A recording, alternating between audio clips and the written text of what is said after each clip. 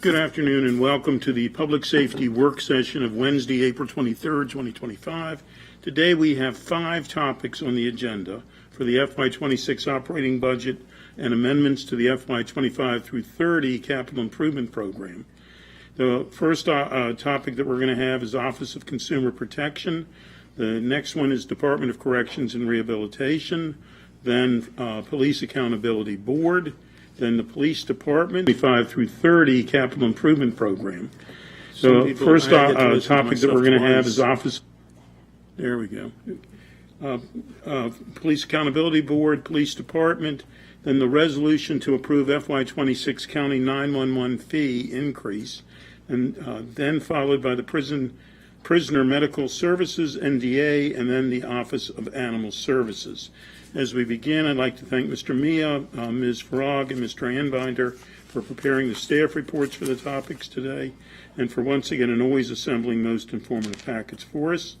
And unless other committee members have anything to say, and they're saying they do not, I'm going to ask the panel of the Consumer Protection, if he will come forward, they will come forward, please, as they're being seated, to introduce themselves and ask if they have any opening comments, and then ask Mr. Mia to walk us through the first discussion.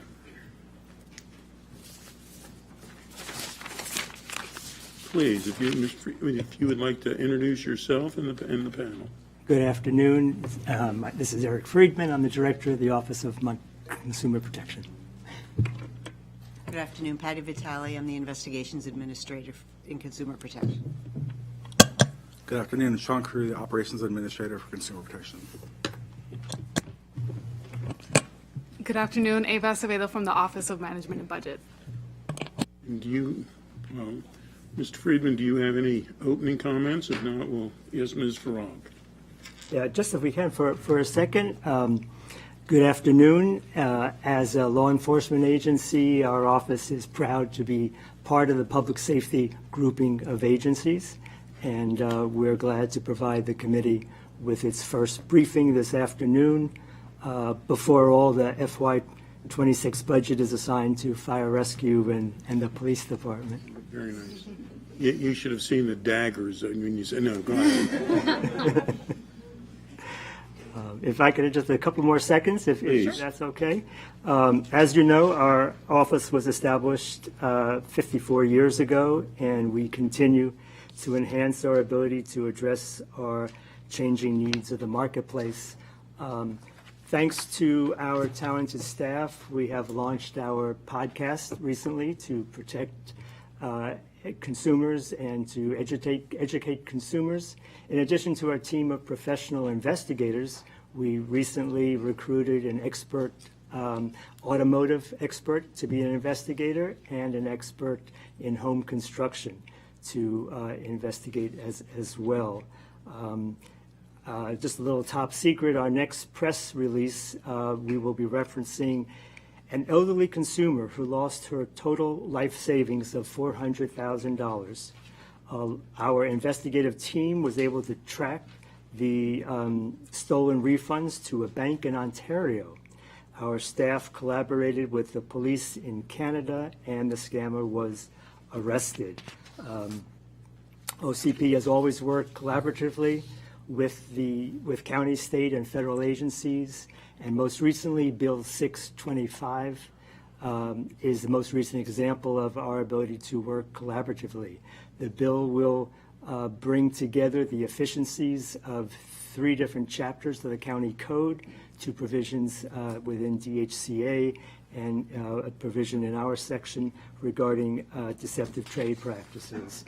And together, we will include the clout of the county attorney's office with respect to that bill. And our managers are here, Sean Carew as our investigations administrator, and Patty Vitale to provide more information if you need as the investigative administrator with respect to that bill. Thank you. Thank you, and let us say very publicly, we thank you for everything you do. You all do a tremendous amount of work for Montgomery County residents, and it's many times it's never appreciated till you do it, and that's where we are. And with that, Mr. Maya, if you would like to lead us through. Sure. Good afternoon. The FY26 recommended budget for OCP is essentially the same services budget. There is a net increase of $168,000, $168,255, or 5.9% increase from the FY25 approved. Turning to page 3, Table 1, you'll see the breakout of changes. Essentially, it's composition adjustments totaling $195,000, offset by decreases in operating expenses of about $21,000, and other cost adjustment decreases, notably motor pool and print and mail charges of about little less than $6,000. So essentially, a same services budget for FY26. The only other discussion item I had in the packet is to talk about the fiscal impact of Bill 6-25 that Council recently approved. The fiscal impact statement for that bill, as prepared by OMB, had estimated 2 full-time positions would be needed within the OCP complement to implement the bill and to provide enforcement and investigation functions. The recommended budget did not include those 2 positions, likely because of the timing. The bill moved through council at the same time as the operating budget was being developed. So there is a discussion to be had as to whether a supplemental appropriation is coming and what other steps would be needed by the executive before we could see that appropriation. I'll stop there. I appreciate that. What? Oh, I appreciate that. I believe that the question is at what point, and they need the additional help, at what point do we put that in the budget? Should we wait for the county executive and supplemental or whatever he's going to do with it, or do we do it now? But there's no question it's needed as far as I'm concerned. And we have the sponsors right here. So. Thank you. Yeah, I mean, my understanding, what the county executive has been saying is that they're going to be in the budget amendments. So that's what I'm expecting. Obviously, we don't have them today, but we expect to have them soon. And so hopefully that'll be in there. So we could either wait for that to land, or we could put them in now. I don't have a strong preference either way, because I've had the opportunity to discuss the 2 positions. Everybody has agreed that we need them, and so I think it's just a matter of a technicality. But if I would be surprised if we ended up needing to deal with a supplemental down the road, because then that's just another. We know that it's coming. We're going to have to calculate it into the budget anyway. We might as well just put it into the budget now during the budget process and make sure that you all are able to get started on any of the planning work that depends on knowing for a fact that those positions are funded, which is what we want you to do, and be able to line that up with the effective date of the bill. So. To that point, obviously, since the fiscal note and everything was prepared for the bill, and now, has there been any adjustment or change to what the cost would be in order to fund the 2 positions for OCP? Oh, yeah, it's wrong in the packet. Right. The fiscal note is. Yeah, please. Anyone? My Anybody? apologies. I don't have the exact number, but it hasn't changed too much. It's the estimate that was provided in the fiscal impact statement should be very close to that number. And was the estimate that was provided in the fiscal impact statement assuming both hires effective July 1 at the start of the fiscal year, or was there a calculation made to prorate the positions? Yes, so it does include a calculation to fund for 9 months, so accounting for like 3 months of hiring time. Okay, super. And it's your understanding, anyone up here, as well as what Councilmember Mink and I are aware of, that this is something that will be coming over in the county executive's amended budget. Is that correct? That's correct. Okay, thank you. Do we know when the amendment's going to come here? Do you know? I don't have an exact. I don't want to put No, we got another audience. We have late breaking news right here. I would anticipate the amendments coming no later by the end of the week, and hopefully sooner than that. We're working very hard to get them over. So I guess my question is, should we put something on the reconciliation list, knowing that it can come off because of this amended budget, so that we don't forget it? I think that, I mean, that's more of a procedural question for county staff in terms of what would be easier for you. Yeah, that would be a prudent approach, is to add it to the rec list, competition list now, and then when it goes to full committee for straw vote, we'll have, hopefully by the amendments by that point, we'll be able to reconcile it that way. Okay, Okay. go ahead. So is the intention to come back to it within committee? I just want to make sure, given that these are positions that he has said from the start and that the council agreed, that would have been in the original budget as it was sent over, but it's not getting treated that way because of the timing, as you noted. It didn't make it into the original budget, but I just want to make sure that it doesn't, that the level of competition that it faces is equitable with the other, right? So if we want to put it on the rec list so that we're going to come back into committee and vote it into the budget the same, so that it's, you know what I mean? So that it's fares the same as other stuff. Right, is there a way to designate it in its placement on the reconciliation list? I don't care whether you use an asterisk or a footnote or a something, because this is different than when we're saying in other contexts, if we want to consider something as an extra. This was always intended to be part of the budget. It's just the timing of everything threw it off. So is that possible to designate it as such within the reconciliation list? For our tracking, we can include it as with an asterisk, saying that this is a required item to implement a bill Thank you. that council passed. Yeah. When we go to full council for straw vote and discussion, we will raise that. Yeah, that way we Thank don't have you. to come back to committee. Correct. Doesn't have to We go go back. to full Correct. council. Yeah, I mean, what we could also do, again, depending on the timing, if it comes through and we have an opportunity to, within committee, to just, I mean, if it had come before, if the amendments had come over before now, then we would just be putting it into the budget, I assume. So if there is an opportunity in committee to do that instead of doing the whole asterisk thing, then if we could do that, that would be great. And then if not, I think that's a good idea. Candidly, I don't think we are going to have a committee on this, so I think that it would go to full council. Yeah, the timing is pretty constrained. Right. So. I mean, Because we can make the maybe- same motion at yeah, full yeah. council, so we'll just do Yes. that. Okay. All right, thanks. Anything else on Nope, no other items for OCP. are we good? We are good. And you know, you're going to have to be the wordsmith how we're going to do this. And I think it's a 3-0. Thank you all for everything you do.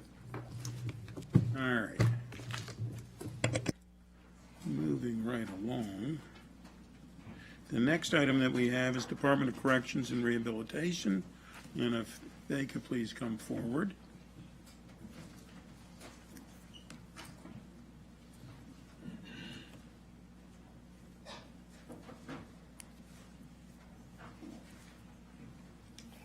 Good suggestion, Dawn, thank you. That was a good idea. Yeah, thank you. Yeah, that was. Trying to follow the procedure and also make sure, because this is an exception, that it is dealt with in a different way. And I don't know if you all remember the Seinfeld skit. Well, the dinner's going to be here in 5-10 minutes. That's always what happens Yeah. with the budget. I'll be here in 5-10 minutes. It is the Derek. It is the Derek, Wow. and the Derek is sitting on our side. It's always good to see Derek. How are you? If the panel could please introduce themselves. Director Sure. Stevenson. Good afternoon, Ben Stevenson, Director, Department of Correction and Rehabilitation. Good afternoon, Willie Morales, Division of Management Services. Good to see you as well. Good to see you. Good afternoon, Ivan Downing, Division Chief for Community Corrections. Fred Abello, Warden.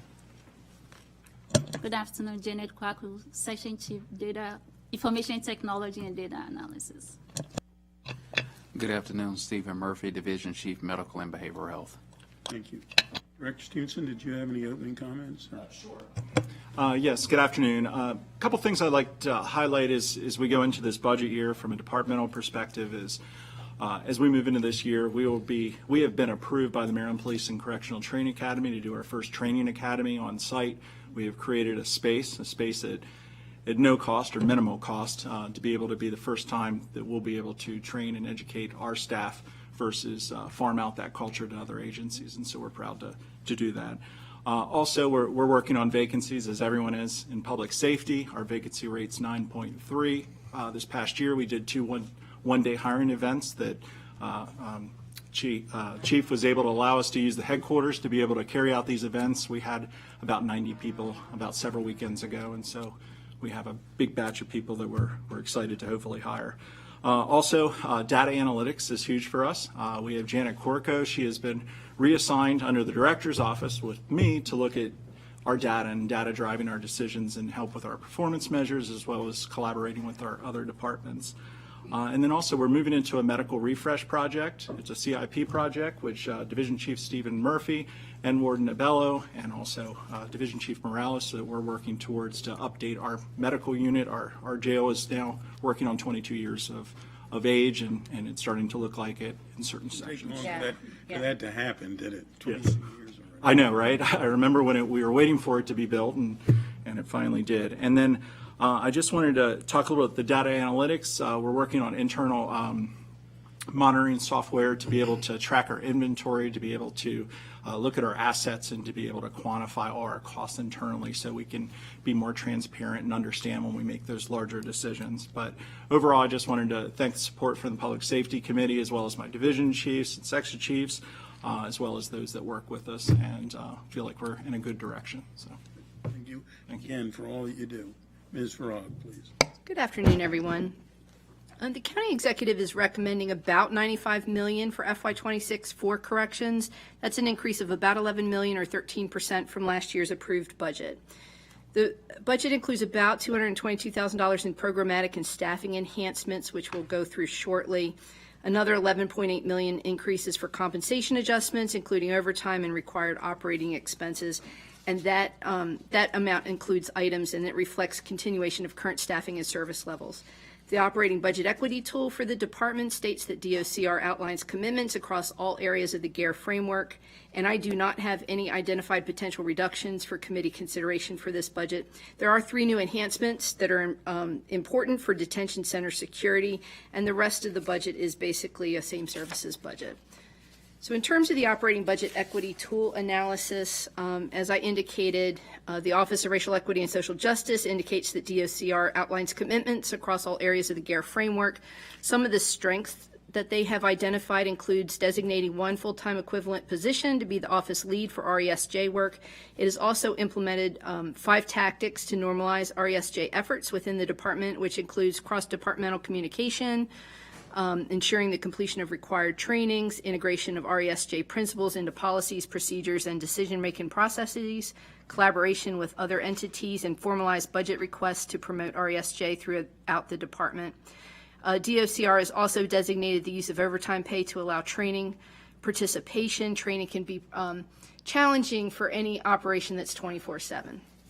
So opportunities that have been identified, ORESJ recommends that DOCR actively participate in larger core team lead meetings and activities countywide to interact with peers, and also engage in a learning environment so that the work is not being conducted in a silo, and also recommends engaging with GARE partners and neighboring jurisdictions who are already developing and implementing equity initiatives and demonstrating the use of racial equity tools and equity impact in the field of corrections and criminal justice.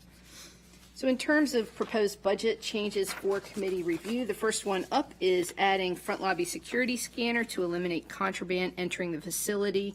The cost of that is $142,000. They're requesting to purchase an additional and upgraded X-ray scanner machine to be placed in one of the facility's lobby or backloading dock locations. Currently, they only have metal detectors at the facility entry points for incoming staff and visitors. This upgrade will allow density scanners to identify and deter individuals from bringing drugs or any other types of contraband into the facility. And the corrections advises that this request does not require any additional staff. The next item is addressing visiting phones within the facility to comply with State's Attorney's Office and police recommendations for evidence review at a cost of $50,000. They advise that this addition is in response to recommendations from both the State's Attorney's Office and the Police Department to provide recording capability of all visitor phones within the visiting section of MCCF, which is Montgomery County Correctional Facility, and that one is up in Boyd's. Access to those recordings would result in evidence that could be subpoenaed and used to help prosecute incarcerated individuals bringing drugs into the facility. The next item is a kitchen tool shadow board to organize and store sharps in a designated location, $30,000. This is in response to audit findings. The American Correctional Association had recommended that the Boyd's location improve its system for accounting for sharps and kitchen utensils.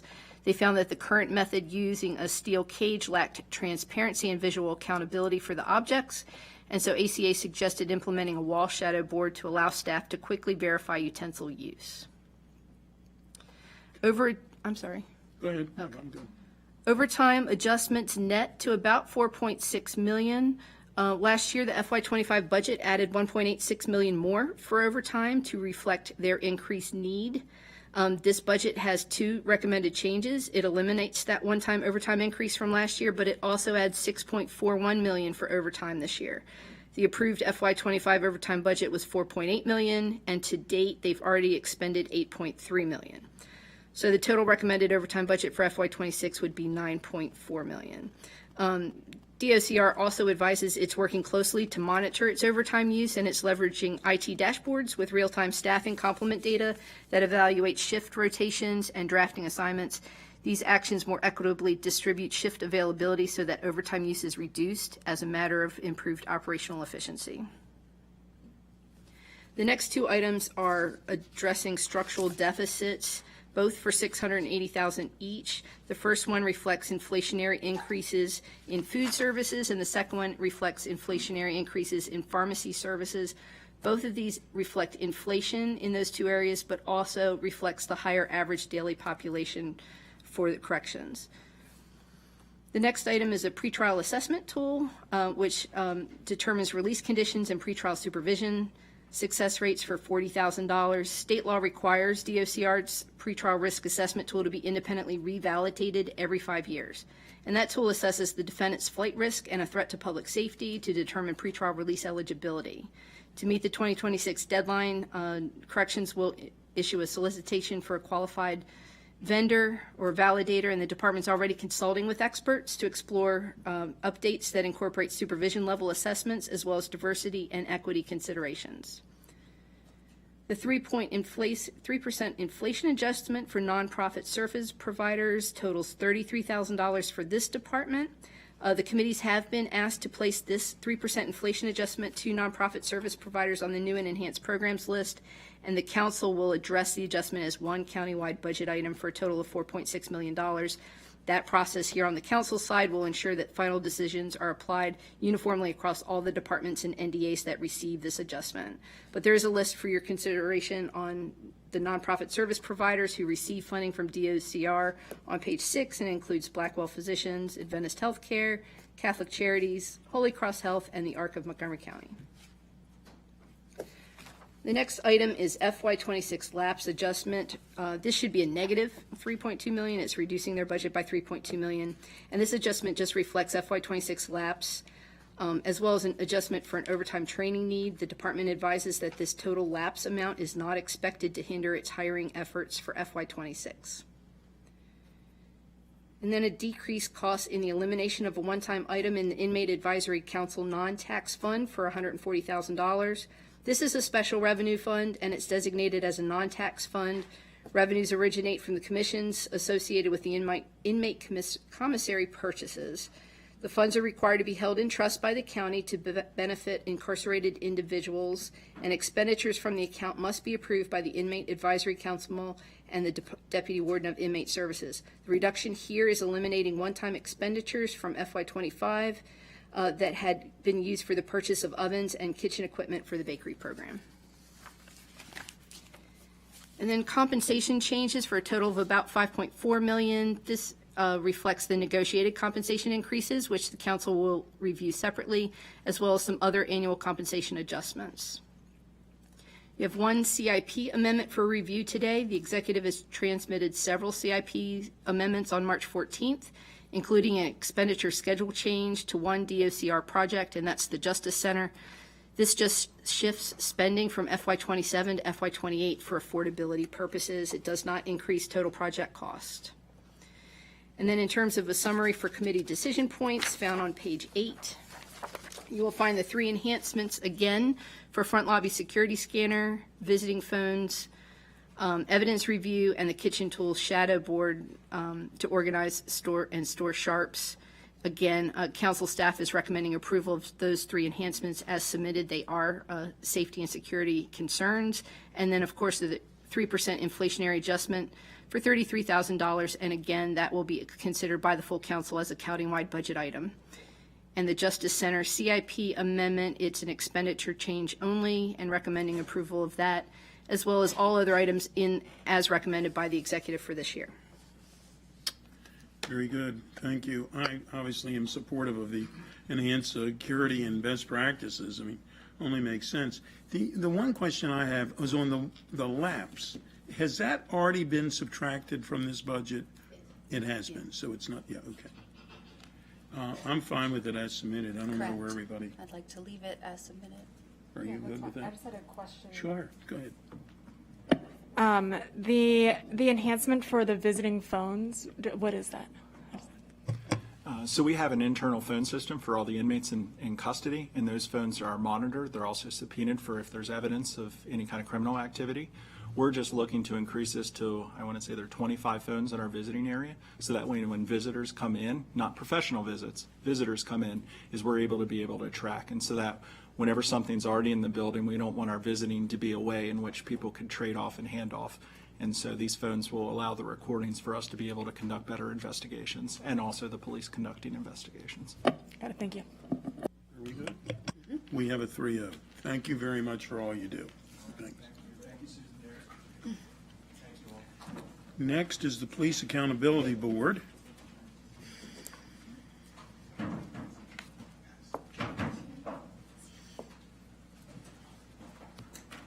And I can see the entire staff is coming forward.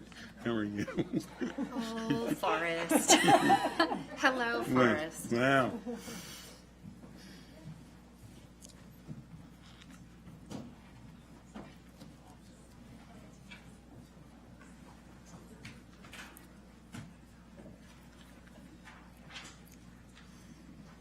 Okay. No questions? If not, Ms., would you like to introduce yourselves, please?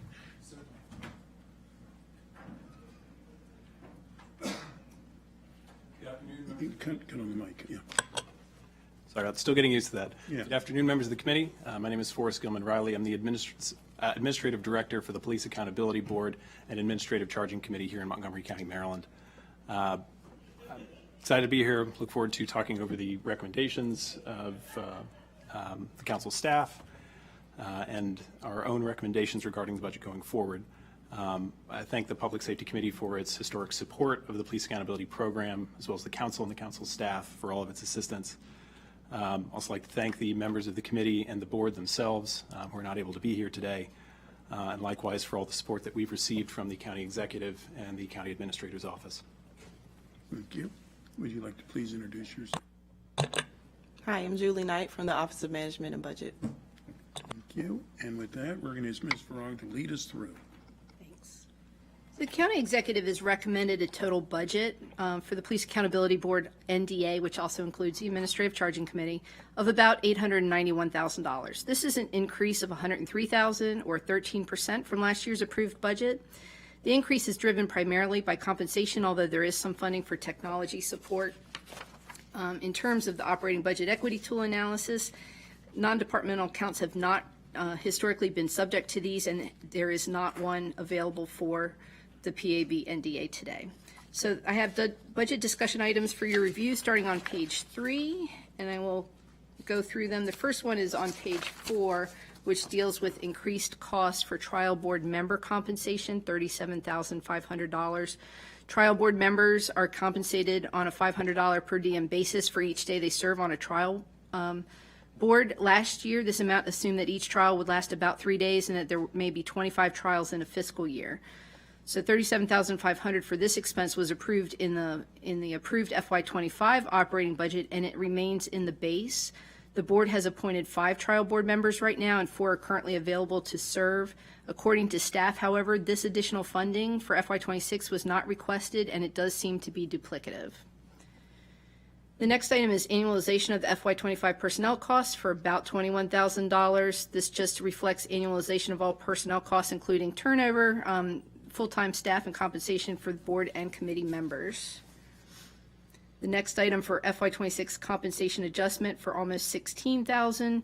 This reflects the annual increase provided to board and committee members, which, as stipulated by county law, is reassessed each December and based on the Consumer Price Index for the DC region. That adjustment was 3.22%, and the following chart on page 4, table 4, reflects FY26 compensation for the various positions on both the PAB and the ACC. The next item is the PAB dashboard automation for $15,000. This funding provides for the development of the PAB dashboard automation and to address new technology requests and systems for the program. In prior years, the Technology Enterprise Business Solutions Department for the county, or TEBS, absorbed these costs on behalf of the program, but it's not able to do so going forward. I did just want to note that a significant portion of the committee's February 3rd discussion focused on the need for a fully functional case management system, given that robust data reporting and analysis would help fulfill the PAB's accountability and transparency mandates. So the committee may wish to ask at this point for a brief update on the PAB's plans to further its complaint system capabilities over the next fiscal year. Okay.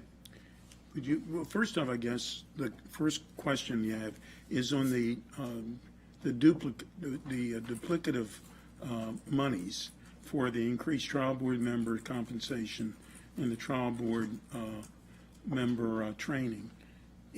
Do you agree that that is duplicative? Yes. I've reviewed the matter with our executive side budget analysts. It is duplicative of what was already rolled into the budget. Okay, so that comes off, right? Yeah, I've got the recommended Okay, all potential reductions. I've got 3 for you. And we'll do that at the end, yes. Okay, all right. And then your question was about the, If you could provide a brief update on your complaint system status. yes, please. We're looking into options for case management systems. We are currently reviewing with TEBS, a product from an outside vendor that appears to comprehensively fit our needs, and also would interface directly with systems that are already in place at the Montgomery County Department of Police, as well as with several other departments that the PAB would receive complaints from. That vendor also provides a accompanying piece of software which provides the ability to have public portals and public dashboards, the intake and forwarding of complaints. To the best of our knowledge, what we've been able to find, and I gather the Department of Police's experience on this was the same, that this appears to be one of the only, if not the only product on the market that fulfills both of these requirements of a public dashboard and a fully integrated case management system that talk to one another and can exchange data right out of the box. So we most recently with TEBS, we reviewed any possible underlying security concerns. So we're continuing to move the ball on that. As a stopgap measure, in the meantime, we did put together a system for PAB and ACC members to be able to view more detailed, broken out information about the cases that the ACC has reviewed, including breakdowns to the allegation level per case. So rather than, as was the case with the original dashboard that the board had worked on, only being able to say as to a single complaint whether an administrative charge issued or not, it can break down, that in a case, if there were 3 officers who faced allegations, each officer faced 2 different allegations, but only one officer was charged, we can extract that level of detail, and we have extracted that level of detail. And the board has that data through Q4 of 2024 available for its review presently. Okay. Thank you. Go ahead, please. Thank you for that. I just, data is only as good as how you classify it as you collect it and integrate it into your system. And so particularly where there are situations where there's an individual, like a member of the public filing a complaint, or, I'm using my prior experience with the Safe Schools Maryland tip line, what the person characterizes the thing as, and what it may be charged as may not match. And so do you have some kind of data dictionary or classification or guidance document that helps or would help with that? And not, again, no, respecting that the member of the public who fills it out is a layperson and isn't necessarily going to know how to classify that, but also knowing that the members of the PAB are going to change and rotate over time. What kind of tool or guidance document do you have in place to help with the fidelity of the data that will be collected and extracted? Because otherwise, if there shifts over time, it's not apples to apples. Certainly. As to characterization or data capture of a complainant's characterization of an incident that is the subject of a complaint, we don't currently have a fleshed out set of guidelines or requirements of how that would be reviewed or classified. There is an ad hoc group of the Police Accountability Board that is reviewing how it might wish to do that. Particularly with classification of complaints from the original narrative, there can be a lot of difficulty in doing that consistently and uniformly. Right. We have, in the stopgap system, implemented some processes to make sure that at the very least, the classification or categorization of the formal charges is consistent. So the system accounts not only for representing that a particular officer was charged or accused of violating a particular departmental policy as it existed at a particular time.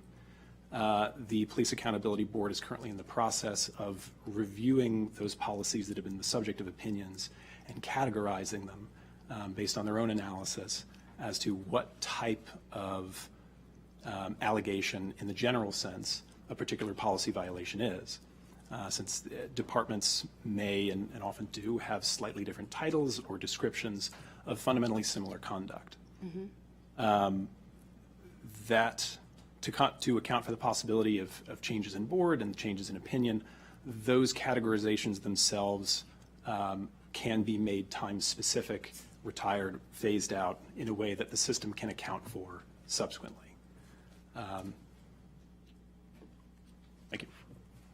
Okay, and as you just noted, different boards are going to classify things in different ways. So have you been able to collaborate with any of your counterparts to other police accountability boards around the state as to how to potentially, learn from and lean on one another as to how to make this a little more standardized so that we're really seeing, again, wanting to make sure if you're looking at year-over-year comparisons that you're comparing the same things?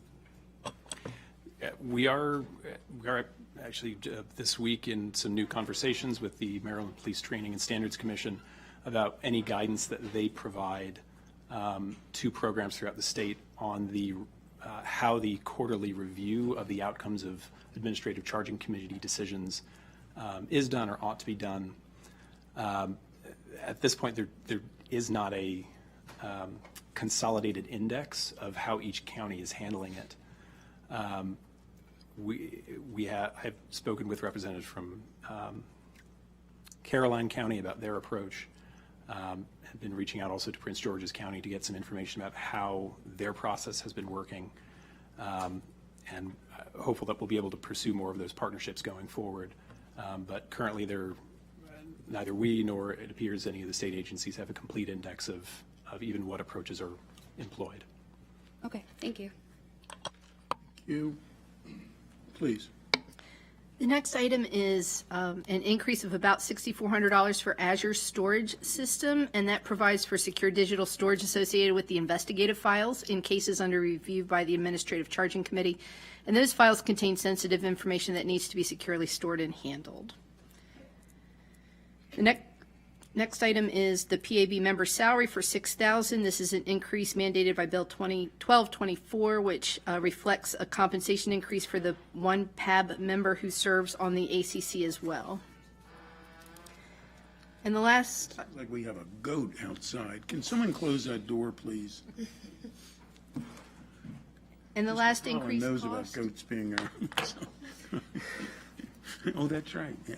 Go ahead, please. And McBain. And McBain, yeah. Sorry. This is for the trial board member training for 2,000. And the PAB also advises that it wasn't requesting an increase to the amount of funding available for compensating trial board members for days spent in training. This also appears to be a duplication.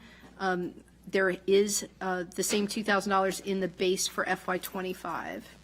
So I've identified 3 potential reductions for committee consideration. The first 2 are those 2 items that involve trial board member compensation and training payments, again, which appear to both be duplicative in the budget. So those items would be a reduction, if approved by committee, of $37,500 and $2,000. But the third one is for special counsel funding, and I'm recommending a reduction of about $100,000. Last year, the council had added $200,000 to fund special counsel, and there's one each for the PAB and the ACC.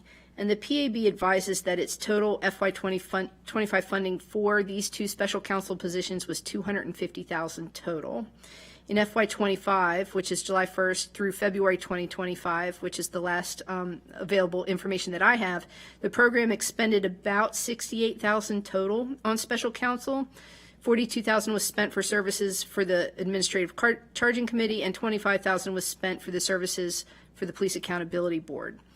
And last year, those contracts assumed $450 per hour for services. So the PAB also provided a year's length of expenditures, and they advised from February 2024 through February 2025, the total expenditures were about $120,000. So the committee may wish to ask whether or not the PAB anticipates a greater need for special counsel services in the upcoming year, and if not, the committee may wish to reduce the funding to more closely match predicted expenditures. If you requested a cut of $100,000, it would have a total budget of $150,000, and again, the 1-year expenditure experience was about $120,000. So I think that leaves a little bit of a cushion, but it would be helpful to hear from the PAB as well. Before we do that, I know Councilmember Mink did you want to jump in? Sure, this was a quick comment back to the complaint system, just noting that I know that we've got a whole new system coming, which is great and very exciting. But in the meantime, the website where you submit a complaint form is unusable. We talked about this a bit last time. If some adjustments, this seems like it should not be that hard to make it so that when you click on the link, it prompts you to go to a form where you can submit a complaint. It seems like that would be a worthwhile tweak to make in the intermittent. Right now, again, it takes you to a page where if you scroll down, you can see a link within a paragraph of text that directs you to open up a page that you then print and then deliver in person. And there's a button on the side that says next, and if you happen to luck into clicking that, then you can see you can submit the complaint form online. It'd be great to get that adjusted. Thank you. In response to some of the feedback that we received from the Public Safety Committee at the last hearing, we did make adjustments to the complaint form, including flagging several more data entry fields as optional, so people did not feel compelled that they had to provide information that they felt uncomfortable with. As of our last review, the interface question, when posted tabs about whether or not that next button could be moved somewhere, our current understanding is that is baked into the system that is employed to create the form. So we haven't been able to find a way to change that aspect. But Okay. It would be even better than that would be if when you click on Launch PAB Complaint Form, if that form came up instead of a next, because why would you know that next means go here to to fill out a complaint form? When you click on the complaint, when you click Launch PAB Complaint Form, it should take you to the web-based way to submit a complaint form, which is how most people want to submit things. And then at the top, maybe it could give a prompt to, if you rather do this on paper, click here. So the default is the web thing, and you just cut down like 3 clicks, and then maybe we would see more compliance with filling it out online, which I think we were seeing gets us better results with people submitting their gender and ethnicity, et cetera, because with the paper form, there's no check boxes. You have to handwrite the whole thing, and people are skipping it. So, I want to welcome Councilmember Albernaz, and if you would please like to discuss the special counsel funding. Certainly. So, I'd like to take a step back. In fiscal year 24, the original allocation for special counsel was $50,000. Special counsel started their work both with PAB and the ACC in August of that year, August of 2023. By the beginning of December of 2023, the program was $11,586.75 over budget for special counsel expenses. And what did it start out at? $50,000. 50,000, okay. By the end of fiscal year 24, the special counsel budget had been exceeded by $89,323.75. That being a total expense by the program of $139,323.75 against a budget of $50,000.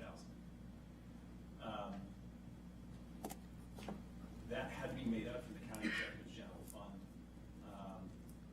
And in the following budget, fiscal 25, council prudently added. I'm hearing your mic. Maybe you might. I'm so sorry. Prudently added a $200,000 to that allocation to avoid the possibility of overspending. Because of the nature of special counsel and its mandatory representation of these bodies, that these bodies can't be advised by the Office of the County Attorney. There is no end to the expenses, even if the budget is exhausted. The funds have to come from somewhere, whether that's having to come out of another account at the county executive's office or an emergency appropriation. I think it's worth considering the workload in reviewing the possibility of a reduction on this front. So in fiscal year 24, the Administrative Charging Committee issued opinions in response to 30 complaints, and that addressed 74 individual allegations. An allegation being one policy-specific cognizable event against one officer. In fiscal year 25 so far, the committee has issued opinions in response to 74 complaints in review of 209 allegations. 42 of those were between July and December of 2024. 32 of those have been in the first 4 months of calendar year 2025 alone.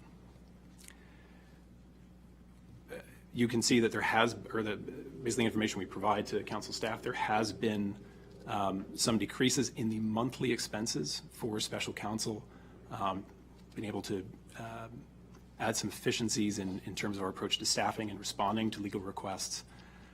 But the workload is increasing, and it's only going to continue increasing, particularly for the Administrative Charging Committee as it pertains to special counsel. The special counsel is involved at every stage of processing. They're notified at initial intake. They advise the committee at all stages of its review during committee hearings. They review the draft and skeleton documents prepared by staff in advance of committee hearings, so they have documents to work from. And the special counsel also finalizes and makes sure the documents are legally sufficient before the committee issues them to the complainant, the respondent, and the relevant chief of police. So to the extent that we have been able to use those resources more efficiently, the workload will continue increasing and will continue piling up. And at least at present, there is not another way for them to receive those legal services. There may be other ways to reduce costs, even on this line item. It was not the position of the executive that the mandatory representation of these public bodies by special counsel was necessary for the success of the police accountability program. Revisiting that requirement of exclusive and mandatory representation could allow the program to avail itself of the services of the Office of the County Attorney, which on balance are less expensive. Let's check my notes. Thank you. Go ahead, please. Yeah, just having come from being a government attorney, I am confused about why outside counsel fees would need to be incurred in order to advise this body, because certainly you would not want to have the individual who advises the police department within the Office of County Attorney provide the advice to this public body. But there are other folks within the Office of the County Attorney who could in fact do that. And there was another, it wasn't that long ago, I don't think, that the body ended up obtaining the services of outside counsel to provide an opinion on an item that the Office of the County Attorney had already advised them on.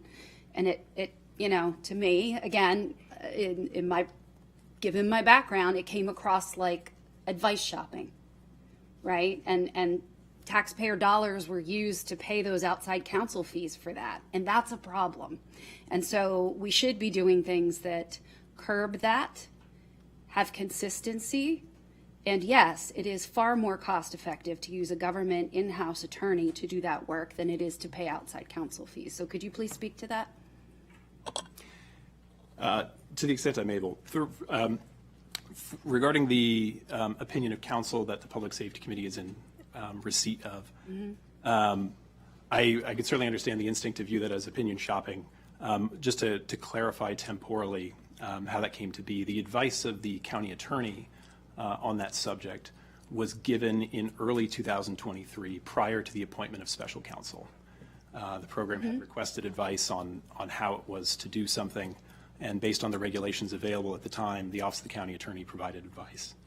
The Office of the County Attorney also provided the program with some notice of changes to regulation, and after review by the Administrative Charging Committee's counsel, as they're required to do, they executed that opinion, which is provided back to the committee.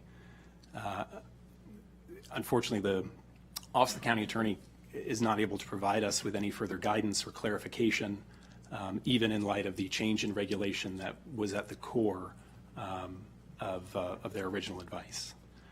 But yes, it is undoubtedly true that the costs of receiving advice from the Office of the County Attorney are going to be lower. I don't know of any attorneys in that office who are currently making $450 an hour. That figure of $450 an hour is subject to renegotiation, though the Office of the County Attorney would be best positioned to explain that process. Pardon,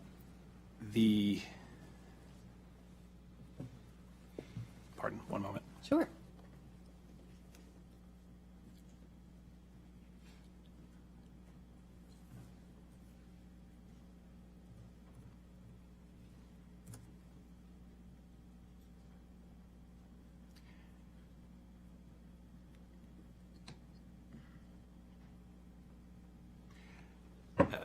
Some explanation and exploration of other constructions, I believe, were explored at a March 15th, 2022 hearing in front of the council. Some thoughts provided by Mr. Drummer and Mr. Markovs regarding both how the Office of the County Attorney could respond and ways that the statute could be phrased that might offset potential costs to be incurred with special counsel. Thank you.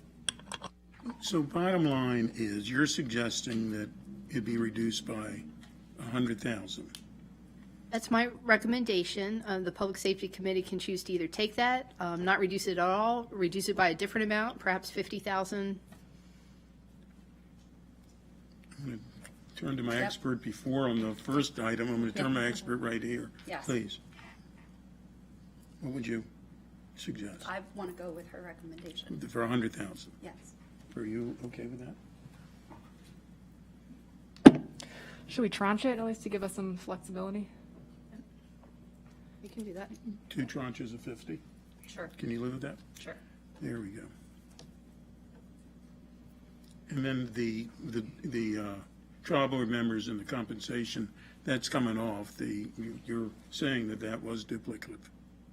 Yes, I believe they agreed both of them were Yeah. duplicative, and if so, recommending reduction totaling $39,500 for those 2 items. Okay. Okay. Anything else? That's it. Anything else? No. We're good, 3-0. Thank you very much. Thank you so much. And next, Reminder on the microphone. next is the police department, please.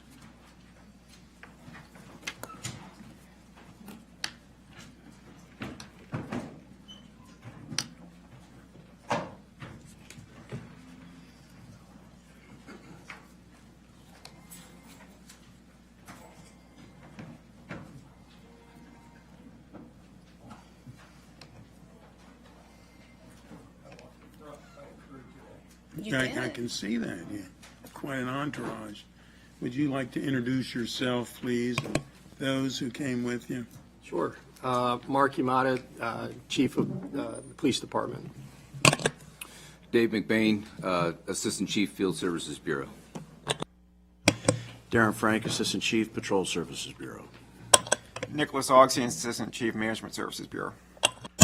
Dave Reed, Director of the Training Education Division, Public Safety Training Academy. Good afternoon, Nick Paserno, Captain, Director of Special Operations. Again, we thank you all very, very much for everything you do. You do a wonderful job. Chief, did you have any opening statements? Yeah, thank you. And thanks to the committee for having us here, allowing us to talk. As we begin our budget conversations, I just wanted to highlight a couple of things that we've accomplished during my 9 months as chief, all of which are budget related. We've made significant progress in reducing crime. In fact, our overall crime numbers in almost every major crime category has seen significant reductions. We often use our 3rd and 4th districts as our barometer for how we're doing. And in 3D, we've seen almost a 70% decrease in carjackings. Robbery has fallen by 24% and homicide by 25%. We have leveraged, as I promised, our use of technology. As you have heard, I have Captain Persona here to talk about FUSIS and our MoCo Connect camera program, our expanded use of LPRs, all of which are incorporated into our new real-time information center and has helped with our DFR expansion. Assistant Chief McBain is here to speak about our new speed on green and distracted driving efforts, the expanded use of LPRs and security improvements at our county facilities like Progress Place, and how these efforts have all positively impacted safety and community well-being. We have revamped our recruiting and hiring. Recently, in the last 4 years, we have seen an increase in our applicant numbers from 413 all the way up to most recently 838. These increases are great, and I see everybody shaking their head in that you agree, but my focus is not only on increasing those applicants, but trying to get the right applicants. Captain Reed is here to speak about our new partnership with UMGC that will help in those efforts. That's the University of Maryland Global Campus, and advances in our training and education, especially when it comes to our push to empower minorities and women in law enforcement through advancement in their careers. He is also here to talk about the new community-informed law enforcement seminar program that is being led by our new civilian director at our academy and our new water safety program. I have improved our relationship, my partnership with the unions, both the FOP and McGeo, and I think I did see the FOP president, Lee Holland, in back of me here. We're placing new emphasis on our partnership in collaboration with our professional staff, and I'm very pleased to announce the selection of our new ECC director, Jennifer Reedy Halls, who she's also here, I think, yeah. Welcome. We've heard that you were coming. We're very glad you're here. Yeah. I also want to mention our CBA. It's critically important to our department's well-being. A healthy workplace is the best way to boost morale, improve retention, and provide the best services possible. Just to give you a little bit of background, in case you need it, we're one of the few counties in the United States that have a mandatory subject to bargaining codified into law in the form of our Police Labor Relations Act. It's the backbone of our recruiting efforts, and what we have to offer stems from the rights that we offer our employees because we have collective bargaining. If you think about it, there are more than 150 pages of collective bargaining for rights that our members have. Many of those rights are reasons why someone would want to apply to our department. Those rights are also affect morale. If you were to try to put together the number of appendices and side letters we have in conjunction with the actual CBA, it would be hundreds upon hundreds of pages of collectively bargained for rights that our members have. The CE's recommended budget supports our continued innovation in recruiting, and our overall employment excellence allows us to deliver exceptional public services to the community. And it also enhances what everybody wants, is for officers allows them the ability to make the best decisions possible. To go along with that, salary, pension, equipment, take-home cars, scheduling of overtime, health and safety, all of these things are impacted by the budget, and all of these positively affect our department's morale and, in turn, the citizens we serve. Conversely, eroding any of those rights, as I mentioned in the CBA, and not financially backing agreed-upon terms can negatively affect our department, and unfortunately, we have seen this in the past. So I'll open it up to Ms. Farag or any questions you have of us specifically that we can address. Well, I think what we're going to do is have Ms. Farag go through the packet and then ask the panel to give their thoughts as well. Sure. Please. So for FY26, the county executive has recommended about $353 million for the police department. That's an increase of $23 million or 6.84% from the approved budget last year. Of this, there's about $2.4 million in programmatic and staffing enhancements, which we'll go through in a minute. It also includes $43 million increase for compensation adjustments and required operating expenses, and those items reflect continuation of current staffing and service levels. The operating budget equity tool analysis for the department states that the department demonstrates commitments in all areas of the GARE framework to advancing racial equity and social justice.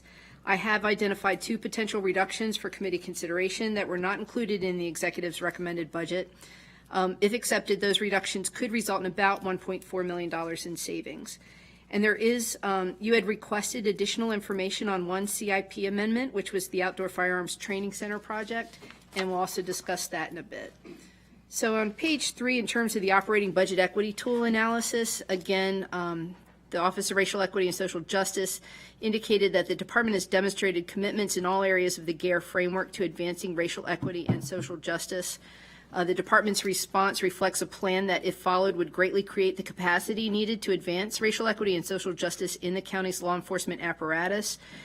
They've indicated there's strong leadership buy-in, and the department has reestablished a core team with representation across all levels and divisions.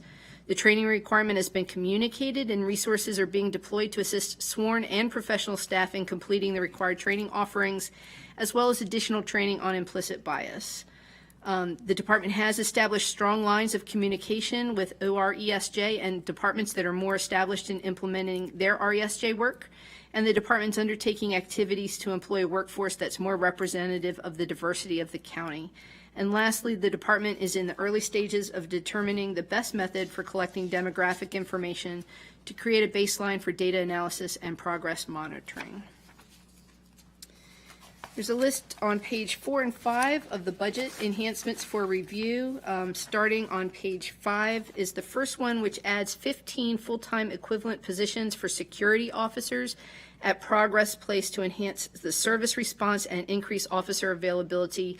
This effort would be $1 million. It adds the 15 security officers to Progress Place. This is a facility owned by Montgomery County on Georgia Avenue in Silver Spring. The executive advises that under the umbrella of the Department of Health and Human Services, Progress Place co-locates 3 primary programs, including Shepherd's Table, Interfaith Works, and Mobile Med, who offer services to people experiencing homelessness in the Silver Spring area. The location has been challenged with high call volumes over the past several years, both for police and fire. Excluding calls taken at district stations, Progress Place has the second highest call volume for police calls for service in the county. There's additional detail on those types of calls on circles 44 through 46 for your review. And there's a chart on page 5 that just shows calls for service information from 23 and 24. Those are calendar years. So currently there are some security officers at Progress Place. They have 1 per shift there, but they also add an additional post for both shifts on voluntary overtime, and then they fill security officer positions on voluntary overtime over the weekends. Adding the additional security officers is expected to enhance safety at the location, elevate service levels, and reduce resource strain on MCPD police officers. The increase would fund 15 new security officers and assumes a 90-day hiring delay in FY26. One of my concerns was that it's a very complex population that they would be serving, and I was wondering what types of training are open to the security officers who would be placed there. Well, the police department already offers their crisis intervention training, and they've advised that 22 of their existing 37 county security officers already have CIT training. Another 3 had attended CIT training in March, and that they are attempting to enroll security officers as space becomes available. But this may be a question that the committee wishes to ask about any other types of specialized training that would be helpful for security officers, again, to meet the complex needs of the people who are served at the location. And I appreciate that, and I have a feeling that's why Councilmember Alvin is. He's a former member of Public Safety, and I know he misses being with us. So, anyhow, did you want to comment on this at all at this time? Just a couple of things. First of all, thank you, Mr. Chair, for your indulgence, and once again, Ms. Farag, I miss you. So you've, although we've got a great central office team in helping to staff every committee. So, yeah, I mean, my questions were mostly related, as Ms. Farag mentioned, on the training components, but I'd also love to hear more about your vision on how these new officers are going to interact with the 3 organizations who have the contracts to be able to provide services within Progress Place, what that might look like. And you all have been doing great work in this space for a long area of time. This is long overdue. Won't bury the lead. I very much support this, but I just wanted to better understand so I can communicate to my colleagues in HHS and in particular the stakeholders who are going to be partners with you on this. Yep, thank you, sir. About a year ago, I had firsthand knowledge of this. This is what I was dealing with in the 3rd District. Currently, with the way that we're staffing Progress Place, we're not providing 24/7 coverage. We're not providing consistent coverage. We're not providing, we're utilizing overtime funds to fill the gap. There was a time when we were using security companies, and we've moved away from that. What I think with having the 24/7 coverage, having it on the weekends, and being fully staffed, I think that there's going to be some consistency with, one, the officers that are actually working there. Instead of getting a different officer every weekend, there's going to be some consistency, and the faces are going to be recognized, and hopefully we can establish relationships in Progress Place. As far as the Ms. Farag said it best, but most of the officers have received the CIT training, and the goal would be to get everyone who's going to be working at Progress Place to get that CIT training, also to increase their training on de-escalation and just dealing with mental health crises, because that's really what we're seeing there. The goal, and I think where we're going to see our biggest bang for our buck, is a decrease in the calls for service at Progress Place of our police department. Because not only does Progress Place affect that address itself, but there's residual that fans out into the downtown Silver Spring. And so the goal would be that hopefully that these guards, I envision, they will be able to de-escalate things, keep the situation calm, and in extreme circumstances call the police. But then also establish relationships with Interface Works, with Mobile Med, and Shepherd's Table, to again be consistent with what each. There's sometimes some miscommunication of what's allowed in and on the property of Progress Place, and I think that over time you'll see an established consistency that will work. And really, we're talking about driving the calls for service down for individuals that need medical help or a lot of assistance from the county. One of the things I'll point out, and I'll give Dave a lot of credit, well, he gets all the credit for this. He had the forethought of assigning an officer, Nikki Hawkins, to Progress Place. She's there, that's her only job, and that lends to the consistency you speak about and the relationships. So just by having her there, we see the benefit on a smaller scale. We're hoping to see that on a larger scale with these added security guards. I'll just mention one other point. Appreciate all that. And maybe we can have a follow-up session once the budget is over. Yeah, Mr. Chair. I think we're gonna discuss need this to. issue before it crosses over in a couple of different agencies. But the timing's also important because there's about to be significant policy shifts in the District of Columbia that will have an impact on all local jurisdictions, especially Montgomery County. And so having a stronger infrastructure in place to secure the safety and security both of the clients that attend Progress Place, but the staff as well, is going to be critical. And I think, Ms. Frog, if you'll make a note that we do want to have a follow-up, and it should be a joint committee meeting with Councilmember Albornoz as well, please. And I want to give a shout out to Officer Nikki Hawkins. God bless her and everything she does, and anybody who gets to see her doing her work. And she always refers to everyone at Progress Place as her people. That's always the language she uses when she's talking about her work. And thank you for enhancing the staffing for security there and switching to this model as opposed to the contractual, I don't know who I'm getting today, because a lot of what works for this population is consistency of the human that they're seeing. It means a lot, and I thank you for all your work in 3D when you were there, and certainly Commander Coquinos now. And one of the things I thought was important after he came in, even though this isn't in my district, but because I'm the council's lead on crisis response, was for us to go and serve lunch together at Progress Place with him in uniform, right? And it gives them a chance to talk to us in a different way. And happy to continue doing that. It's something I love doing. So anybody who wants to join me, I am all in. But it was a really good experience, and I am thankful for all that is done to be adaptive, to meet the ever-changing needs in and around Progress Place. So thank you. Councilmember Mink. Yeah, echo the sentiments of my colleagues. This is a really important line item, so I thank you for putting it together. It's just a program that has been needed and has been called for a really long time. Contract workers work all right in some places, but this is really not one of those places where we can skimp. We have to have folks there who we know, who we're able to ensure that proper training is provided, and I think that's a great idea. The CIT training, all of that.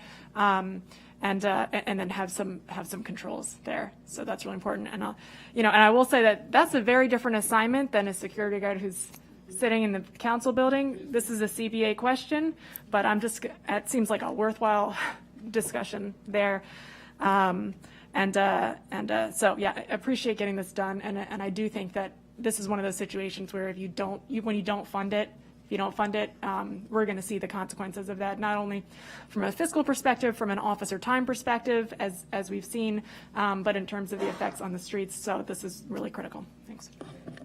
And I just wanted to point out that I'm certainly supportive of this, and I think it's the most logical thing to do. But if we can get to the point that the 12 officers or whatever that number is that we're lapsing on this, if we can get to that point, please do not hesitate to come back before this committee, and I have a feeling Councilmember Albornoz might join us for that one, too. We will certainly step up and try to hire as many people as we can to that degree. But for the moment, I think this makes a lot of sense. Yep. Okay, are we good? Please. The next item is a contractual cost increase for core program deployment for about $622,000. This reflects the total contractual cost increases over FY25 approved amounts for the Axon Officer Safety Program suite of products. And the department currently uses a variety of their products, including tasers, body-worn cameras, in-car videos, and they now most recently have brought on Axon Fusus and Axon Drone Sense. Contractual costs here are covering complete program costs, including replacement, technical refresh, and all upgrades of software and hardware. And because a large part of the discussion last year on this item dealt with a records management system, I had also asked for a records management update. While the Axon suite of licenses does have an RMS product, MCPD has indicated they were advised by the Department of Procurement that it must now establish a new sole source contract with Axon for the goods and service that they are currently using, which I just mentioned, like tasers and body-worn cameras. And then they have to do a full effort RFP to include the RMS for other items to use. This RFP effort should start when the new Axon contract is established, which they indicate was likely April 2026. This is actually the first staff report I wrote for the budget process this year, and I wrote it several weeks ago, and the department has continued to look at ways to expedite this process, because that was the question I had asked, whether or not the RMS project alone by itself, the procurement could be expedited. And I will say, their current system is e-justice. It was acquired in 2004 and had an expected lifespan of 7 to 9 years. They first envisioned replacement in 2016, but they had to delay that internally because of a lack of subject matter expert resources, because relevant staff were assisting with the computer-aided dispatch project at the time. They ended up with a vendor in 2022, and they began negotiating with them. However, both the county and that vendor mutually terminated their contract in early 2024. The fact that this is so old and it's past its useful life and it's not supported leaves a lot of vulnerabilities, and to the point where it may just not work one day, right? So I think it's very critical that the RMS is placed as a top priority, and the department has been looking at ways to expedite that in a way that really understands how important this system is. And I can briefly touch on it, although I think the department can explain it better, but it's talking about procuring somebody to help them with the process. So I'm going to turn it over to them. I was going to say, Chief Augustine, you might have heard about this. Yes, Yeah, so as you can imagine, since 2004, policing has changed a lot and technology has changed a lot. And the data that we are asked to collect has changed. So we are in a high need for a new system that can not only serve the needs of us getting data, but also serve the community and how they interact with getting the data online, being able to report. But we want to make sure we do it right, because obviously we've had this current system for 20 plus years, and you don't buy a new RMS system every year. So the past week, we have been putting together ideas on how to hopefully move this RFP process faster and expedite it. RFP process takes a lot of work and it's very, very time consuming, and I would be assigning that to one of our directors in our IMTD, as well as assistance from our management budget. So this would be on top of their other duties. We have located a vendor that's out there that does write RFPs and contracts as part of a business. We are speaking with them to understand pricing for it and how long their time frame is. From my understanding so far, to go under RFP would, if we use them, would take around 6 months, and then contract would take around 4 months. So we're still looking at approximately 10 months to be under contract, and then at that time, selection and start moving forward with the build out and so on. So this is a top priority for the department, and I've been pushing it forward over the last couple of months to get this going. So hopefully, once we get that information, the next couple of weeks, we can look at if this vendor is viable to use in this project. Is there anything we need to do for this budget? No, one of my concerns was ensuring that there was appropriate funding to do this process and do it quickly. And I just checked with TEBS today. And in the Public Safety System Modernization CIP project, there's a remaining $1.9 million. So that should be enough to get them up and running on this. And it's something that we can just keep in touch with the department to understand progress and challenges. Chief, did you have any? I know that you, no, we're good. Okay. Thank you. Please. The next one is adding digital forensic software to expedite investigations and reduce officer overtime and backlog for $319,000. This is adding the Magnet Automate and Magnet Review software programs that are tools that are used to bring efficiencies to the digital forensic extraction process. This was in the recommended budget last year, and the council did not fund it. Upon my recommendation, I'll take blame for that. The Magnet Automate offers a tool to streamline and automate forensic examinations, and it allows for batch processing and extractions to occur continuously without being hands-on. The department also advises that it helps them abide by the Maryland v. Richardson case law, where they can only extract the relevant information in a very targeted way. You said 319. When your notes, it says 317, not Then it's probably a typo, okay. Which I will correct for council. All right. Thank you. The next one is enhancing the Drone as First Responder program, adding 12 full-time equivalent merit positions. This would add one new site in Germantown and convert contractual employees to merit staff for a cost of $273,000. What that is looking at is assuming the reclassification of $673,000 operating expenses that they now pay to fund contractual rooftop spotter positions and switching that to 12 merit staff program specialist 1 positions. And so there's a net increase of $273,000. The DFR program currently has 4 operational sites, including Silver Spring, Wheaton, Montgomery Village, Gaithersburg, and Bethesda. The program has been considered a pilot program for the past 2 years, relying primarily on contractual staff and police overtime. The council has included language in the appropriating resolution that provides certain guardrails for drone operation, and the program's first flight occurred in October 4th, 2023.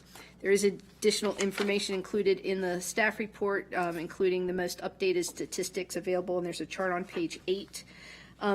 What I do want to note for this one, and Captain Paserno is here and can speak to it in more detail, both the technology for this program and the staffing needs are in flux. So my concern was ensuring that they could maintain appropriate contractual staff as they shift to permanent staff, and have the flexibility also to look at new technology that is available and whether or not they can ramp up the Germantown site and how long that would take, whether or not that's something they think could go up in August or October, or is it something that's more like Bethesda that took until January or February.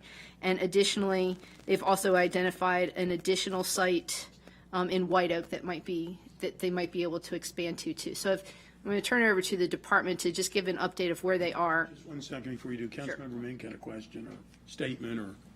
I think this might be all taken care of, actually. Yeah. We've been having some good conversations. Obviously, there's interest in White Oak and appreciate the outreach that has been done there. And but with the recent approvals from FAA, we've got some options here and flexibility. It sounds like possibly with this budget to possibly be able to cover White Oak also. So I'll turn it over to you. Chief, do you want to say anything first, or? Yeah, you're good. Okay, thank you. Thank you. Like Ms. Frog said, you say you're good after the very famous last words. So like Ms. Frog said, the world of DFR and the world of drones is progressing at a rate that I don't think anybody could have fully anticipated. So we're looking at a couple different things. Right now, the model that we have used and we've been using for the last 15 months, under Captain Kokinos' leadership and Chief Yamada's, we started a program that was kind of the traditional drone as a first responder program. We were the largest jurisdiction that started a program 15 months ago, more than 15 months ago now, in October 23, following the model like that was mentioned, where you have a rooftop observer and flights happening in Rockville, special operations. But we always had to maintain that visual line of sight. And the technology has very quickly changed, as well as FAA regulations have quickly changed, and the speed in which you can get approval for the change regulations has changed a lot more as well. So we're evaluating now is what's called remote docked operations, where instead of having a person on the rooftop who physically has to change batteries and watch the drone take off, there is now technology out there that allows the drone to land in a box, kind of like your cell phone, putting it on like a wireless charging pad, where the drone charges wirelessly. And the FAA now will let us, outside the flight restricted zone, which is the airspace that we have to deal with that no other jurisdiction other than us, Fairfax, Prince George's, DC has to deal with, that we can now fly a drone at 200 feet without having somebody watch the drone.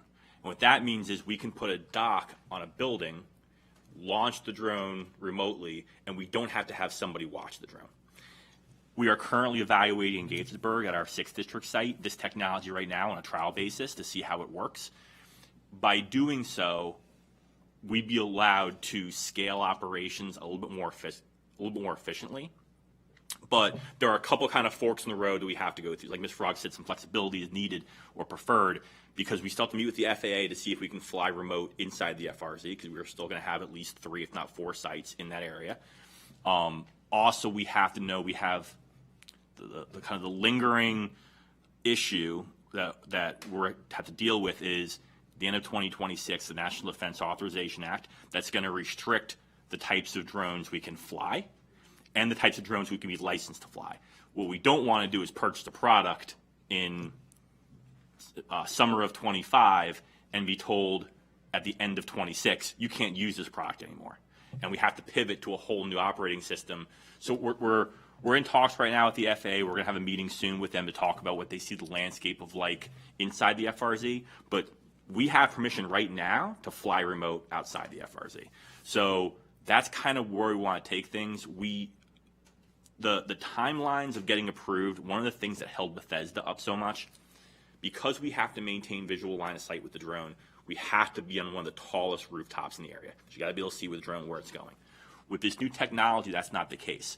So whereas before we had to get a tall rooftop and those were going to be public-private partnerships, because we don't need to have that tall roof anymore, we can put a drone on top of a county building. It's a lot less legal hurdles to go through. It's our building, it's our property. So the timelines for implementation will be a fraction, I hope, going forward with this new technology than where it's been.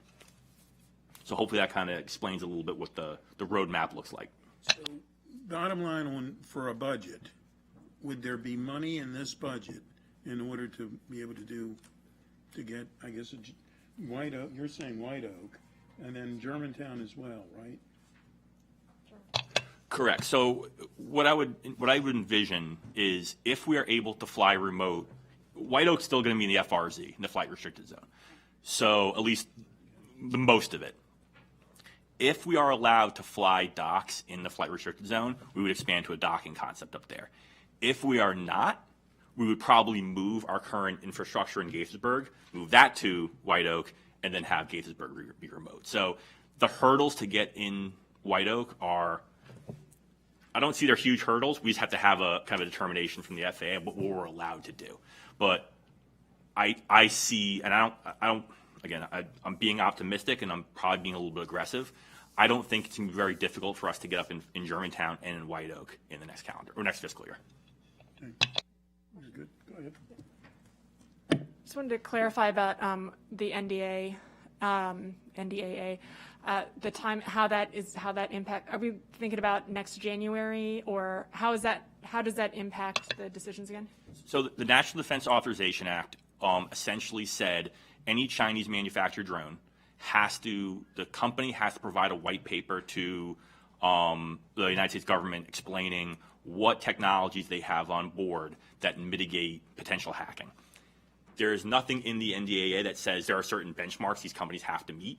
So essentially, we don't know yet if we're going to be able to fly these drones going forward. Awesome. So there are American-made companies that don't have that problem, and yet there's a cost associated with it. So we're evaluating right now a company that will have no NDAA implications going forward. We very well could be told by the FAA, yep, you're going to be good to go, don't worry, and then we can make an apples-to-apples comparison.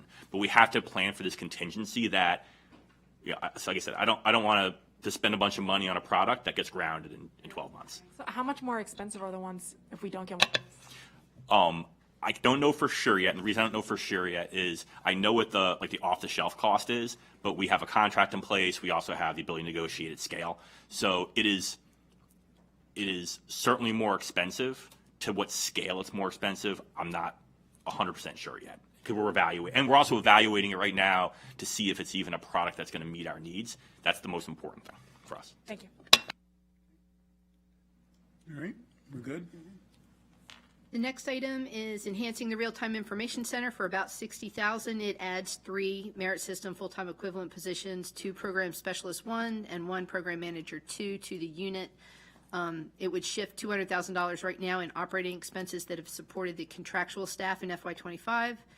And so the net change there is about $60,000 to add those 3 merit staff positions. The funding is assuming a 90-day startup delay and assumes the department will use operating expenses to fund contractors until those positions are converted. Okay. The next item enhances. Did you have something else? No questions. We like it. Yeah. Thank you. Yeah, I always say take yes for an answer. Okay. The next item is an enhancement of the false alarm tracking and billing software for about $27,000. It technically is reflecting actual program costs because they have it in place now, but it's just historically not been funded. It's an unfunded mandate. They advise that incorporating this funding into the base budget would rectify a longstanding structural gap and ensures the continued effectiveness of a program that generates approximately $1 million annually for the general fund. And that software is a specialized system that is designed to help police agencies manage and track false alarms. It tracks the incidents, it manages billings, including issuance of fines, fees, or warnings, registers alarms, monitors compliance, and provides reports and analytics. Okay. The next item is the Speed on Green pilot program for $20,000. And this pilot program would help identify drivers who accelerate to beat a red light. The department's advised that there are many collisions that occur when drivers accelerate to beat the red light, and such collisions often increase the severity of the crash and injuries. They had, at the time we wrote this packet, they had identified one intersection at Colesville Road and University Boulevard. They were currently examining a second suitable location, and I will turn it over to Assistant Chief McBain, sorry. Let me start by saying the Speed on Green, some people have a problem with that. It's like they think it's confusing. That wasn't our deal. We didn't name it that. We just adopted what was already out there, so. I've had suggestions that we call it mellow on yellow. But Yeah. I think we know I'm sure you've had a lot of good suggestions. Ms. Farag did indicate that northbound Colesville Road at University Boulevard, that is one of our sites. The other site is going to be westbound River Road at Wilson Lane in the 2nd District of Bethesda.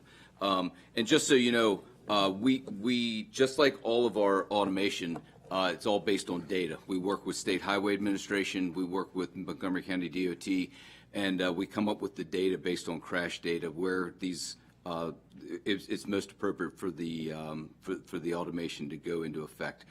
So we're going to put these two light systems on the Speed on Green. Just for some clarity, you do not get a speed ticket and a red light ticket. You get one of the other. If you violate both, it defaults to the red light.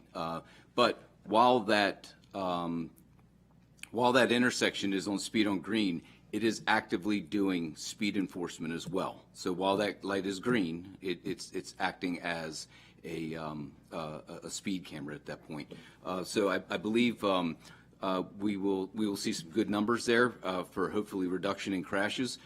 And with I hope it's going to continue to go pass in Annapolis, but our HIN bill, once that passes, we will also start looking at other intersections in the HINs throughout the county to implement this technology.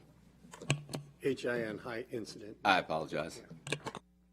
For all the people at home. Yeah. Go ahead. I will just say, mellow on yellow, that's good. That would get some social media traction. Like, I'm just, Maybe trademark infringement. It comes with the soundtrack. Yeah. Okay, we good? Yep. Go ahead, please. The next item is just a technical change on cadet position reconciliation. It has no cost. It's adding 9.75 FTEs for the cadet program. They're part-time employees. They work 20 hours a week while they go to college. There were a lot of changes last year that really enhanced benefit. A lot of these positions are classified at like 0.38 and 0.40 FTEs, and this just gets everybody up to the 0.50. The decrease of elimination of one-time items approved in FY25 for a total of $2.4 million reduction. That includes the external workload analysis and staffing study, removing money for the FUSIS platform integration, MPIA digitization at the districts, and overtime adjustment for $2 million. I did want to briefly touch on the workload analysis and staffing study.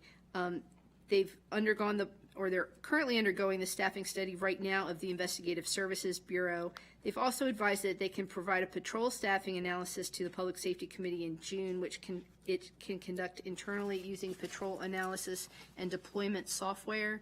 The Public Safety Committee expects to hold a briefing on that topic at a later date.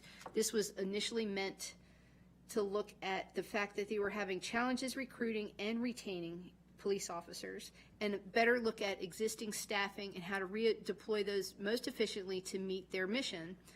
It might be, I know that Chief Imada had mentioned Captain Reed's here to talk about a couple of the recruiting issues, and since recruiting is up, it might be a good time for Captain Reed to fill us in on some of the things that are going on at the Academy right now.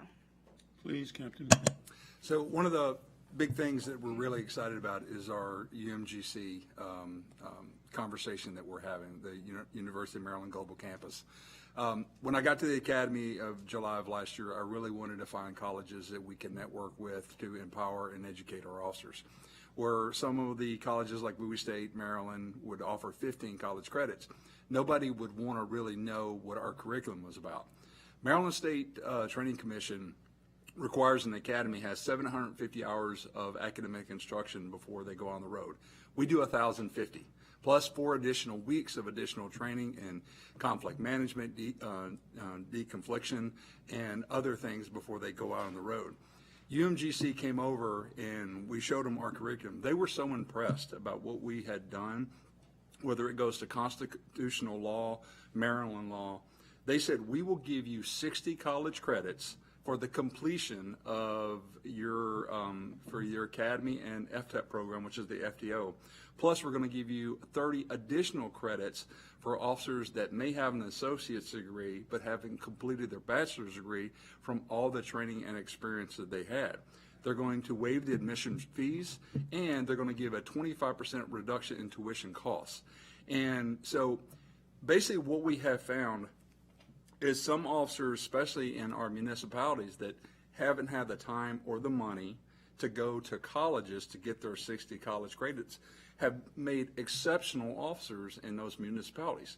And what we have found through our recruiting is that a candidate may check every box, but they do not have that education. This alleviates that problem. We train them in-house, and not only are we training them in-house, but we're giving them a pathway to get their bachelor's, their master's. And I think it shows a potential candidate. We're not only going to train you and give you some of the most advanced training I would tell you that our instructors are probably some of the best in the country at what they do, because they're really, it's not like some agencies where they go on a 2-year stint. These instructors come in here and they're asking me, Captain Reed, can I go to this school? Can I go to this school? They want to make sure they're giving the most advanced. And it shows a potential candidate that we're not only going to hire you, educate you, but we're also interested in your future. And that kind of goes to our other aspect that we're working on very hard right now, and that's our wellness aspect. One of our things we're doing is we understand that our applications are going forward and it is getting better, but we also don't want to forget about the officers we have on staff. An officer in a 20-year career can go for 800 to 900 traumatic incidents in their career. A civilian can go from 1 to 2.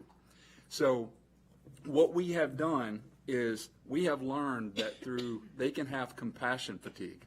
And so when an officer comes onto the department, if you ask any candidate what they want to do, they always talk about empathy. They want to help somebody.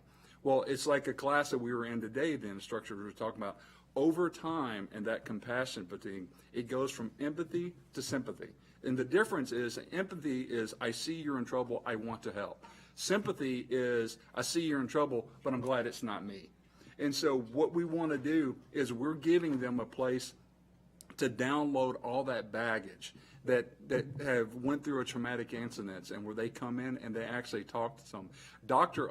and the stress management team are super excited about this program, and where we have peer support that will respond out to an incident, the wellness aspect, where we have Corporal Sam Mervos and Will Weil, they are really passionate about this. And where other agencies like Fairfax have an entire building associated, they just say, Officer so-and-so, you're now assigned over there. They have nothing, they have no idea how they're doing it.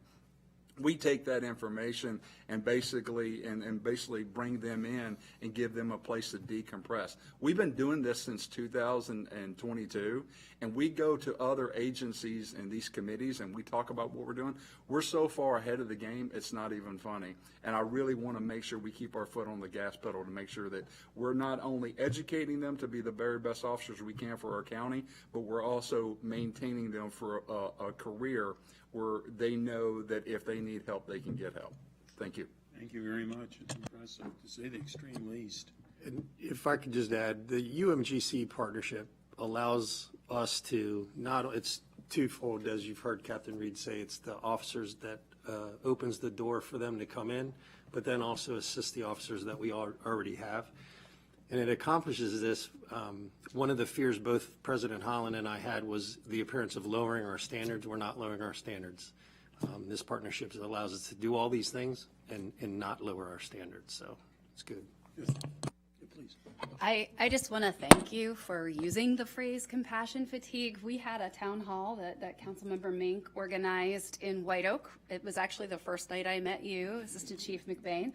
And I used that term in responding to someone's questions.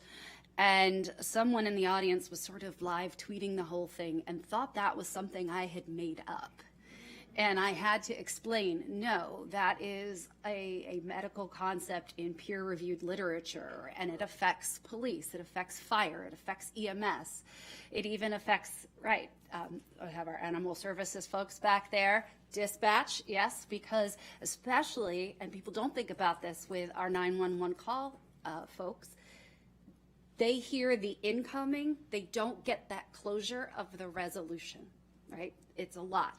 And so I just wanted to flag that's, again, it's not something Captain Reed made up. It's not something I made up. It is real, and it must be addressed, and I appreciate the thoughtful ways in which the department is addressing that. I think where we have come so far, and I thank all the chiefs because they've been 100% supportive on this. Since 2022, we've been facing this head on.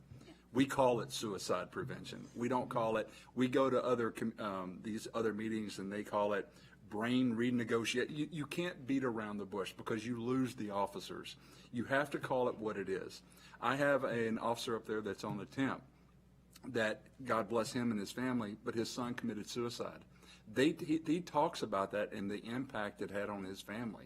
And we never saw it coming. And when you engage these officers in that point blank and real, we have officers walk out of the class, go right into the wellness room and have a conversation because it triggered something that they went through.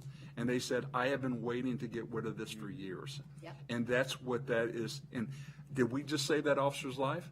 Did we just make them a better officer where now they go back from sympathy to empathy on the road? I think we do. And I think with the support of the council, we can make sure that every officer has that ability. Thanks. This is exciting and really interesting, and it sounds like maybe something to return to for more fulsome discussion post-budget as well. Just wanted to hear if there's how this dovetails, or if it dovetails with Montgomery College, with the community-informed police training course, and with the existing partnerships, et cetera. So we obviously we have a great relationship with Montgomery College, but they go up to an associate's. And so what we were trying to do is trying to empower our officers. They're the ones, UMGC came to us. They're the ones, we were just looking for that partnership. They said, we'll give you 60, and then that led up to a talk about masters. Now, when you talk about the community-informed law enforcement seminar that we come up with, through the Effective Law Enforcement for All review conducted in 2022, we took their recommendation and hired a civilian deputy director. We did a nationwide search. Mr. Eric Reist was hired. I took over in July. He came in August, so we had a very sit-down conversation, and he came with a wealth of knowledge. He was actually awarded the Emergency Management Professional of the Year for the Commonwealth of Virginia in 2021. Prior Air Force, he's an instructor at the Air Force Academy. So I told him, I said, I think when we when Montgomery College started with the SILES initiative, I said, I think they're on the right track, but maybe we can tweak it and do better. And so I said, look at it. I want you to run with it. And he has done a fantastic job. He's brought through a community of instructors that come in. We had the advisory board come in and talk with the officers. We had community groups come in and have lunch. We had corrections come in with inmates and talk to the group. We had Mr. Alan Banks. He's well known in the area. Executive Director Mary Dixon from the Gibson Banks Center for Race and Law. She was also one of the NAACP's Legal Defense and Education Fund. We had a host of instructors that came in, all civilian, run by a civilian, and they had each an individual talks. We actually had them look through some of the most George Floyd and some of the other events that happened nationwide. What would you do different? And then we finish it off with Rewire 4. Another Rewire 4, again, with our mental health and wellness, is something I'm excited about. They come in and put the finishing touches on everything. Why does an officer have empathy? They talk about up brain and lower brain, how, an officer in the lower brain, if somebody tells them no or uses profanity at them, that they can make a reaction because they feel disrespected. They're in lower brain. How to train yourself to be in higher brain so you act differently. Or if you see an officer about to take an action that you know they shouldn't, then that's why you step in and you deconflict the situation. What he has done is phenomenal, and again, we can talk offline, and I can give you the curriculum, but I'm very proud of what they did. But we had 100% approval rating. Officers wrote daily journals about how they, how they sell the community differently because of what they had talked about. And like I said, we can talk offline, but really impressed with what we're doing over at the Academy. Thank you. Appreciate that. I mean, that all sounds like good things. And so, yeah, appreciate that. Appreciate the work. So just to clarify, is that building on top of the MC course, or that is replacing the MC course? That's replacing the MC course. Okay. And did that already happen, or that is happening, or what's Session 78 was the first one to go through. We had 77, 76, and 75 went through MC. We found some problems with what we were seeing from the feedback, so we wanted to make sure it was a positive encounter. So that's when I asked Deputy Director Reese to look into it and come up with a new program.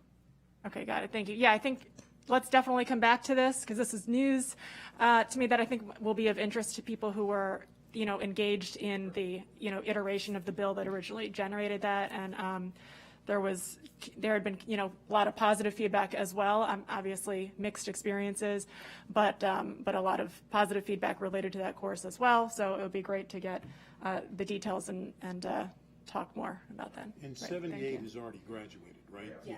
Yeah. Very clear. And to clarify, okay, so the course that is in-house now, right, but run by the new Director of Civilian Services. Okay. The previous course also there was a price tag of, I think, $75,000 that's now zero. Right. I'm not sure, because this is off the top of my head, but I think, didn't the code say that it's supposed to be done in partnership with a local educational institution, I believe. So. It was reviewed by our legal counsel, and it met all the qualifications of the bill, the switch. Okay. And the University of Maryland would be considered local, right? Yeah. So. Thank you. And just for clarification. In-house versus was the question. Right, but you have civilian, so Judge Algio, for example, I'm going to use Judge Algio, is a civilian instructor at the academy, right? And the Maryland Police Standards Training Commission allows certain subjects and certain topics and a certain amount of stuff to be taught by civilian instructors, right? That's correct. Okay, and then in order to be an instructor that qualifies under the Maryland Police Standards Training Commission, you have to meet their own, they have their own rubric. It's not up to the department, it's not up to us as the county council to say, it must meet whatever the Maryland Police Standards Training Commission requires of its civilian instructors or its other instructors, correct? Okay. And each segment is required to take a test, right? Yes. Okay. So there may be a switch in who or what university they came from of who is teaching it, but they have all met the requirements of the Maryland Police Standards Training Commission, correct? 100%. Okay, thank you. And if I could just clarify, when you say it's news to you, I sent a letter to the council and it was. Oh, I believe you. It was circulated.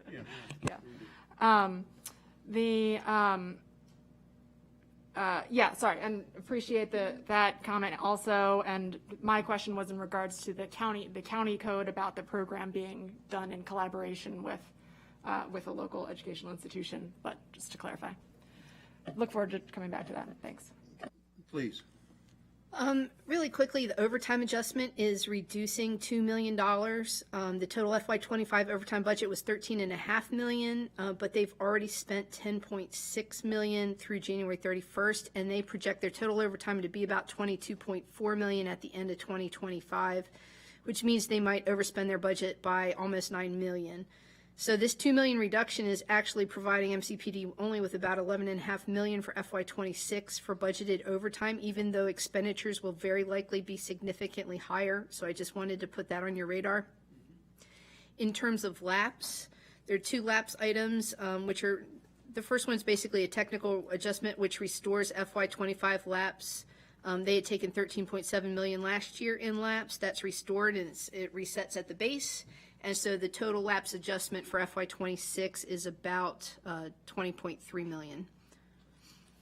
And then compensation adjustments again for $24 million. That includes the proposed collective bargaining agreements, which the council will consider separately, and then standard changes such as annualization, retirement, pay for performance. I do have two potential reductions for your consideration today.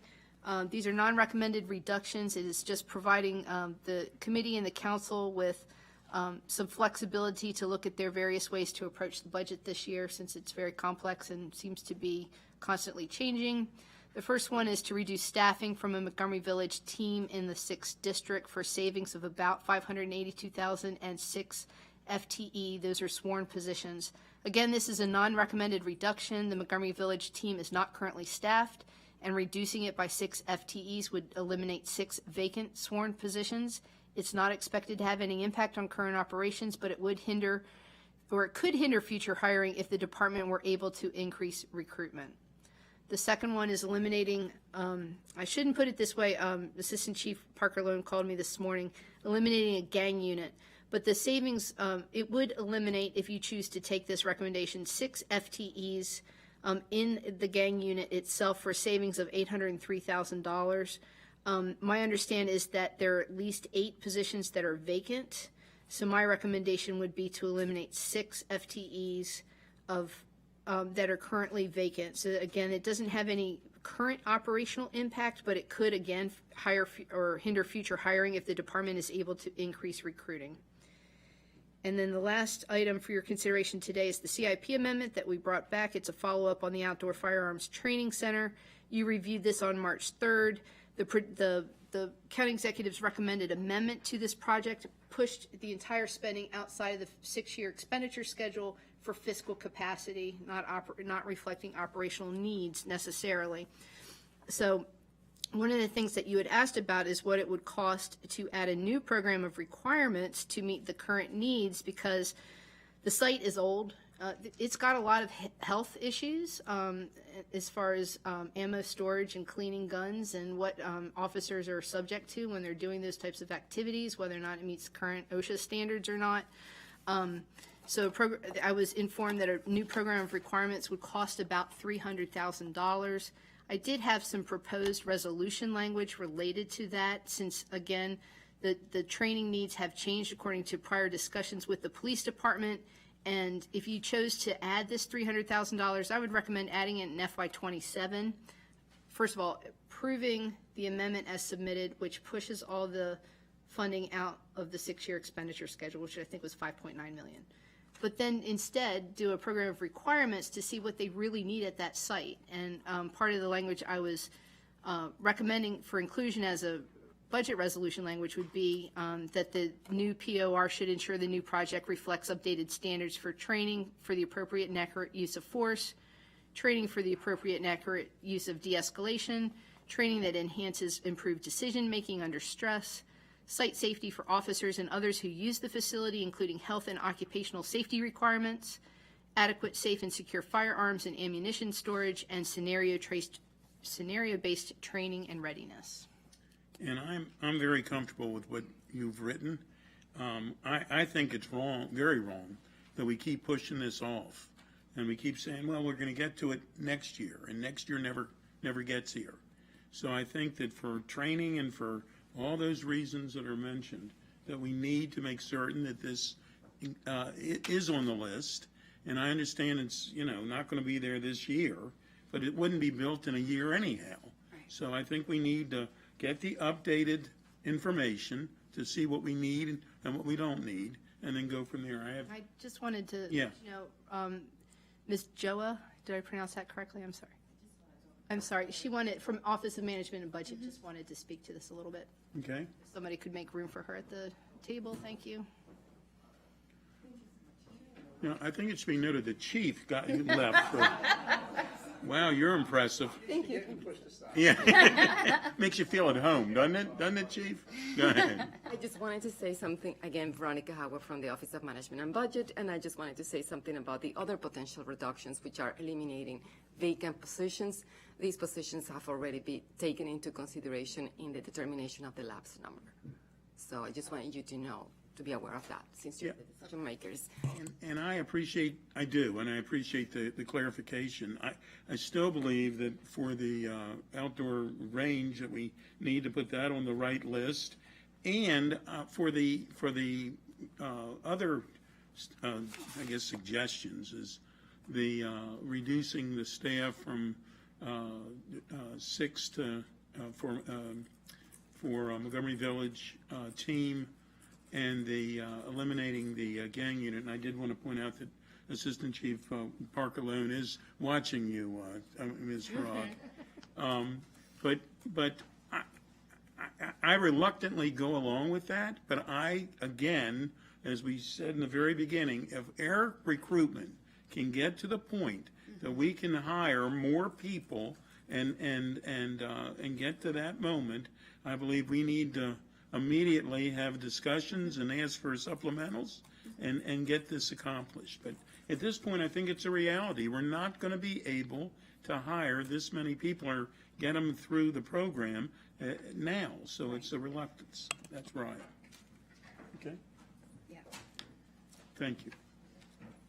This is Rachel Silverman with OMB. If I could just reemphasize, so by taking the action on the non-recommended reduction, you are effectively increasing the department's lapse, and you're more likely to be in a situation in 26 where the department may need to come back for a supplemental when our resources are constrained given everything that's going on in the federal space. So I just wanted to kind of reemphasize that. And I appreciate that. The reality is, I've been here for 11 years, whatever. They're always restrained. It's always going to be that, things could be worse next year, and they could be. And with this situation that we're in with the feds, it really could easily be. But we need to deal with the reality, and this is the reality for the moment. That football coach said the future is now. Well, if we want a future, we have to deal with now, and then we have to deal beyond. Okay, are we good? Mm-hmm. Yes. I finished preaching. Go ahead. It sounds like you've hit on all the decision points. The only one I had added, and again, this was a couple weeks ago when I wrote it, was the drone as first responder expansion, and only looking at that amount to see if it were, if realistically speaking, it was going to take them 6 months or more to get a site up and moving, and whether or not, if that were the case, whether some reduction could be taken.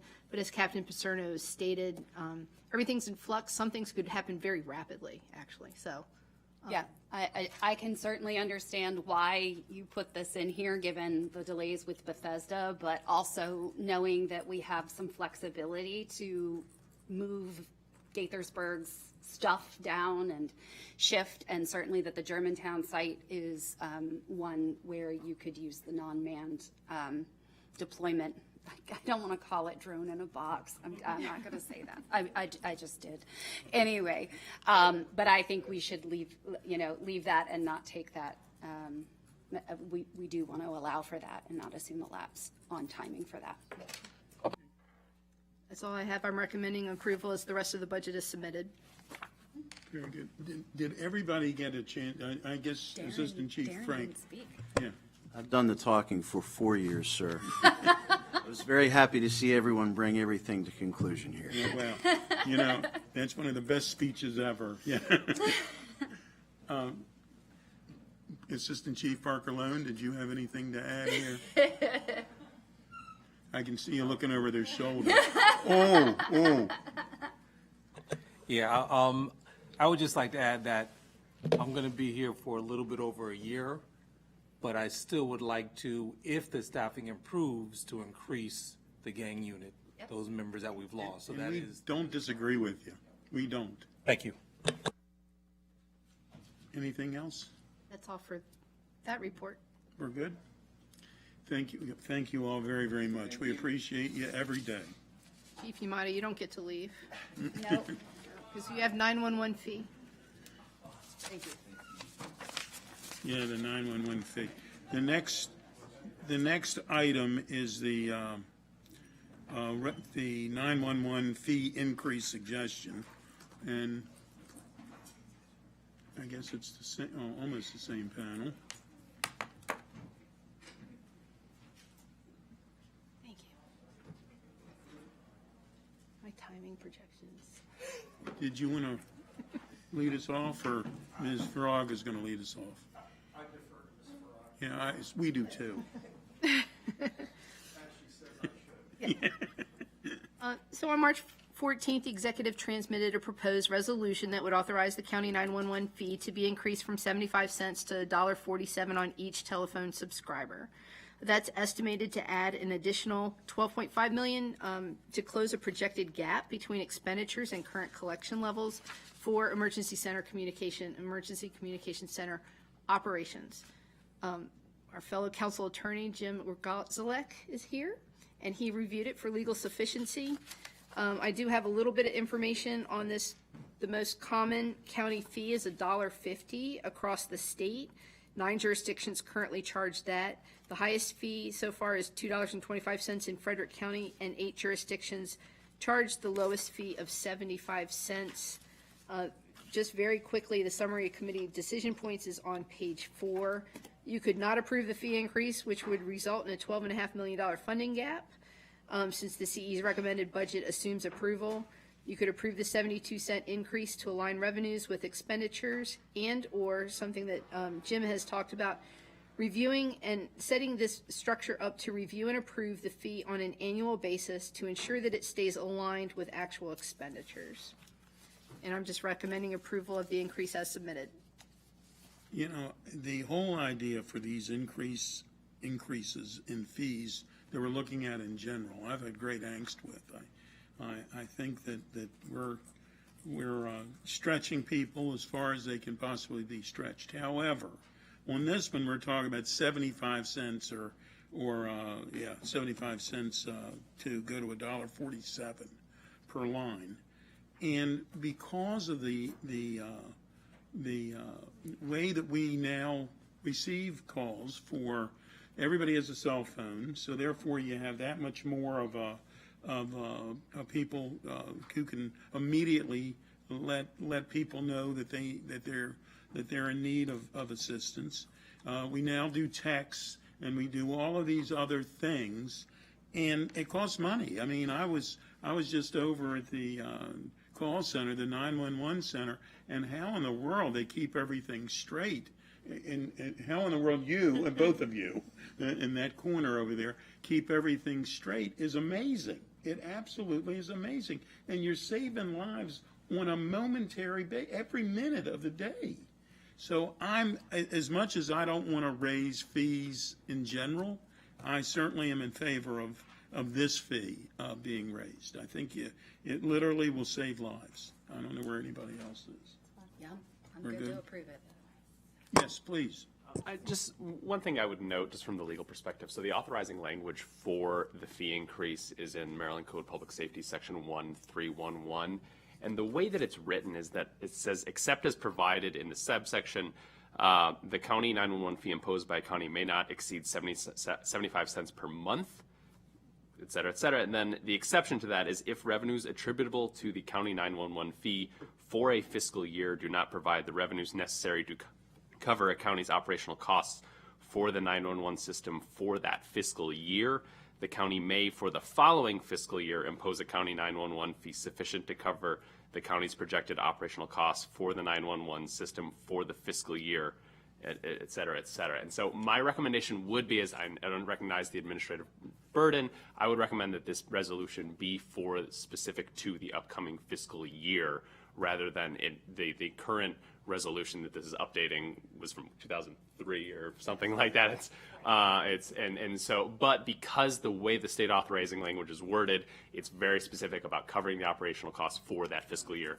I would recommend that. And then one other very minor administrative matter in the resolution, it makes reference to the county notifying the Maryland Public Service Commission of the update of the modified fee, but the state authorizing language also requires that the county notify the 911 board as well as the comptroller within 60 days. So I would just also add that to the text of the resolution. I'm good with that. Makes sense. And just one statement, we don't anticipate that our operating budget will be lower any fiscal year moving forward.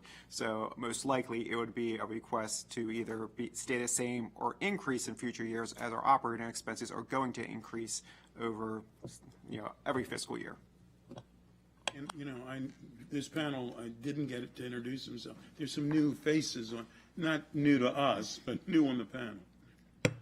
Dale Phillips, Budget Director.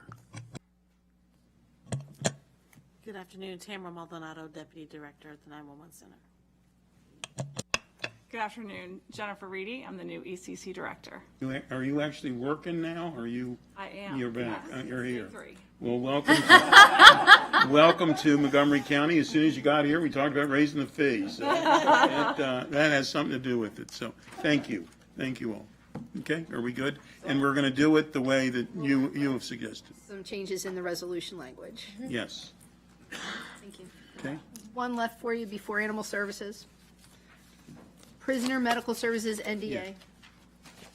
It's $20,000 recommended for this year for NDA. This NDA provides reimbursements for medical costs incurred by persons under arrest but not yet in the custody of the Department of Correction and Rehabilitation.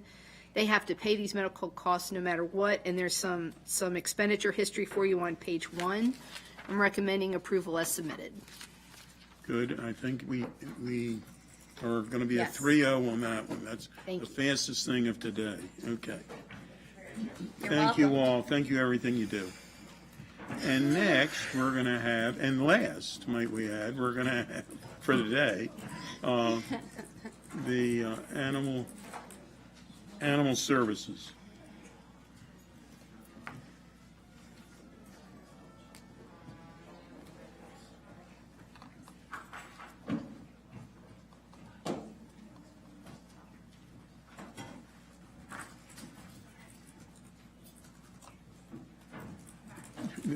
How are you? And Caroline, would you please introduce everyone, and then we'll get started. To my left is Bonnie White. She is our manager of finance and administration. Oh, so sorry. Yeah. Okay. To my left is Bonnie White. She's our manager of finance. To my right is Lex, and she is our deputy director. We have Spencer, who is our manager of the shelter, and Dr. Lawrence is our medical director. And of course, everyone knows Adrian. Yes, how are you? Last but not least. And I think it should be noted as we begin that you just won an award from the city of Gaithersburg. You won an award. I guess all of you all won an award. Yeah, there you go. for your service to the Gaithersburg area, obviously, and we certainly are very proud of that. Do you have any opening statements, or? I just wanted to also add that we had an animal control officer, Officer Jeshen.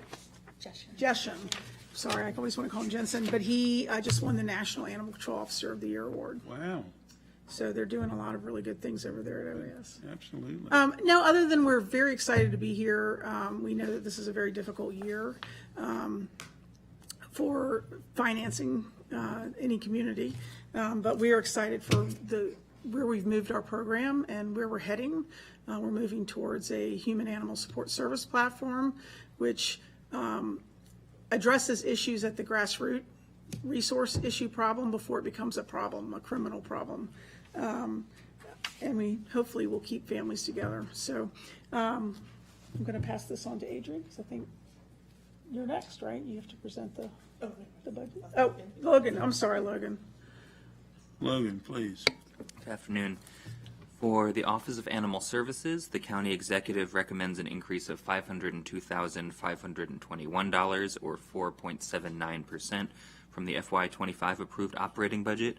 This is a same services budget. It does not include any additional funding for programmatic or staffing enhancements beyond continuation of current staffing and service levels. A couple of informational items to go over in the packet, as well as one technical change for the committee's consideration. I will note at the bottom of page 1 and attached at circle 9 in your packet is the testimony that was provided by the chair of the county's Animal Services Advisory Committee. The committee's testimony provided advocacy in favor of retaining the $125,000 in the budget that the council added last year for the low-cost spay and neuter program, which the executive has continued to recommend this year in the budget, as well as an additional $30,000 in the budget in operating funds for more dependable pet food bank for residents who need food for their pets in emergency or challenging circumstances. Some additional information regarding the background of the discussions pertaining to the department. Just as a reminder for the committee, in July 2024, the committee received a briefing regarding the pro bono operational consult provided to the animal shelter by Maddie's Million Pet Challenge. One of the recommendations from the MMPC consult was to reduce the stray hold period to the minimum allowed by the state, which the committee acted on and sponsored a bill that the council passed. OAS staff has noted that this change is anticipated to have a large, profound effect on the quality of life for the pets housed in the shelter, since research has shown that a shorter shelter stay enhances the well-being of pets. The other background item is just regarding staffing, which continues to be a challenge in the animal shelter. OAS currently operates with a staff of 15 animal care attendants. The ACAs are responsible for providing day-to-day care for animals at the shelter. National best practices based on the formula provided by the Maddie's Million Pet Challenge consult would call for at least 24 ACA positions. Regarding the operating budget equity tool, ORESJ noted that the Office of Animal Services demonstrates a deep commitment to advancing equitable outcomes for both its staff as well as Montgomery County residents who interact with their programs. The line items are broken out for you in section E on page 3 of your packet. As I mentioned, these are all continuations of current programming and staffing levels, with one technical change for the committee's consideration. The executive had originally recommended a decrease of $6,165 for a uniform decrease in the uniform cleaning service contract, which upon further consultation and consideration, the executive has advised that due to collective bargaining requirements, they will not be recommending that decrease and instead would request that the committee consider this as a decrease in miscellaneous operating expenditures instead. So that same $6,165 decrease just reclassified as a reduction in operating expenditures. There is also the 3% inflationary adjustment, which for this budget amounts to about $3,200, which the full council will consider as part of the 3% inflationary adjustment for nonprofit service contracts countywide. So with that, happy to answer any other questions. Well, I think as we begin, I think we ought to do the accounting for the $6,165. And I think we're all in agreement that wherever it has to be moved, money is money, but wherever it has to be moved, it should be moved. And again, thank you all for everything you do. Last year, when we did the $125,000 for the low-cost spay and neutering, what is the update on that program? How is It that? is up and running. We did a slow rollout starting in March 1st. We had to get staff. It took us a while to get all the staff hired and trained. Of course. And it's moving forward. We're doing 2 clinics a month. That's all we can really handle. And it's between 6 to 10 animals each time.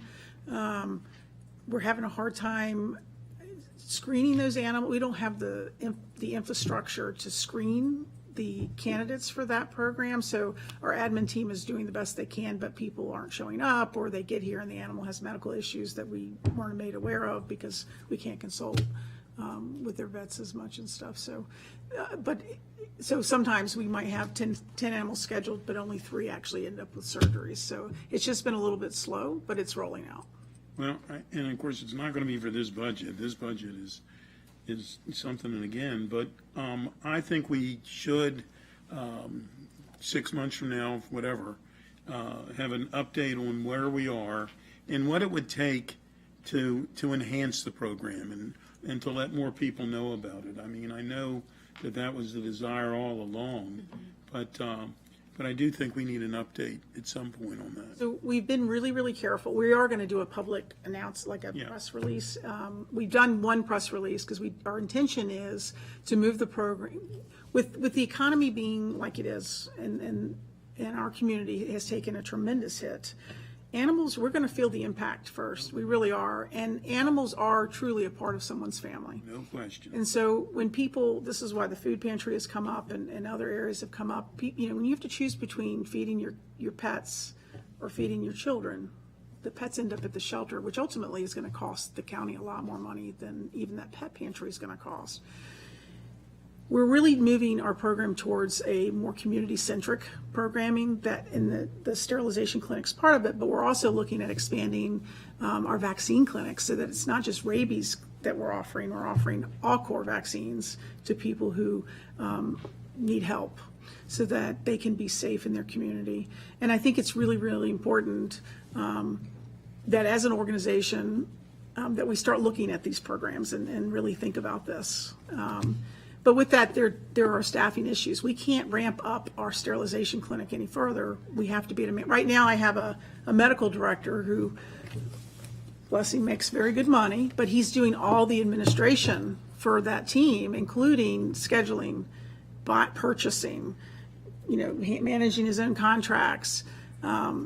This is a guy who's an incredible surgeon that we're using to push paper. So we have to really look at that if we want to expand these programs. Well, I think there again, we need to get an update at some point, how many months it's going to take. But, and the whole thing for the $30,000, Jennifer Hughes mentioned it during her testimony. I'm certainly in favor of putting that on the reconciliation list and see what we can come up with. I agree with you. If we're going to have more and more, and we might as well be realistic about that. So I'm good with that. Yes. Or you, go ahead, please. Just on the spay-neuter program, noting that we only funded half of it last year. I mean, we being the council, and there were other really necessary components of your staffing that did not get. It was a tough budget year. It was really tough, and it was really tough across the board. But it certainly, I know that you all felt that in this department as well.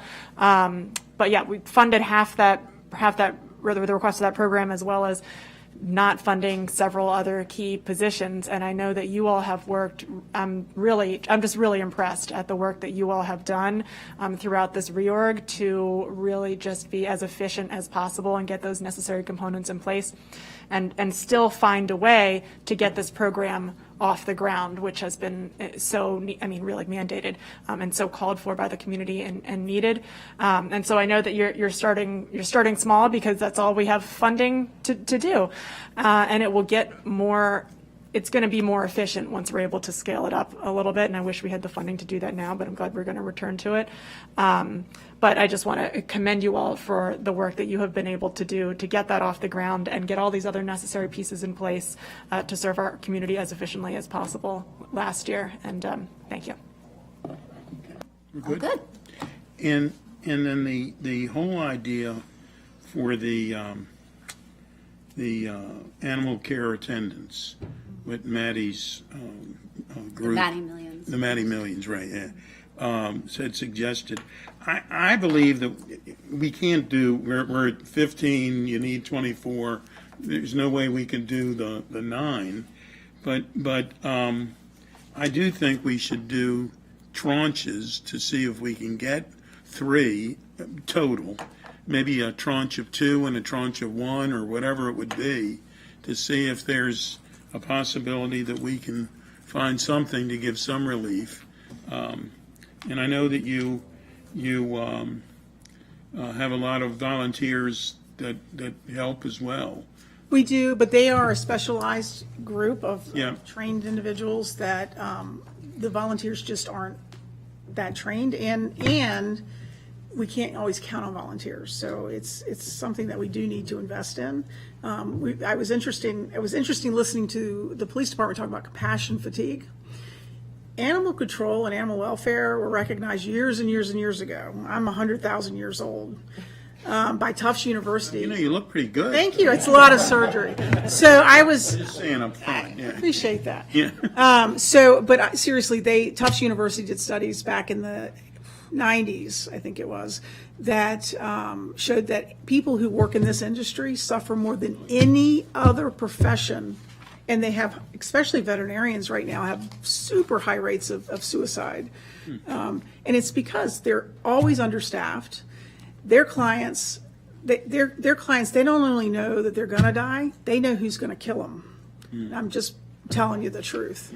And I'm somebody who suffers from it. I think every person that's sitting here suffers from compassion fatigue. We've lived the roller coaster.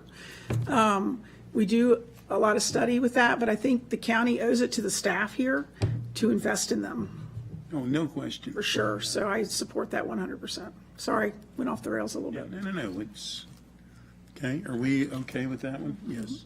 I'm sorry, for the record, does the committee have a figure for the tranches? I think it should be 2 and 1, 2 tranches. And my idea being, I don't know that we're going to get to 2, but if we did it 1, 1, and 1, there's no way you'll get to 2. This way, maybe we could get to 2. And that's, I think, I believe the figure would be about 83,000 for ACA position. Well, isn't it a little bit more than that? Isn't that around? I thought it was 88, but whatever. I thought it was about 83. Can't remember now. The 83 is just the mid for that grade and 30% for benefits. Yeah, okay. So whatever the right number is, please, you get to plug that in, okay? And then just to confirm the recommendation to add the 30,000 to the reconciliation list for the food pantry, is that a unanimous recommendation as well? I think so. For the rec list? Yeah, yes. Okay. Anything else? Anything else, Logan? Are we good? I'm sorry, that's it. Thank you. Thank you. Are we good? Thank you all again for everything you do. We sincerely appreciate your hard work. Thanks. And with that, we are adjourned.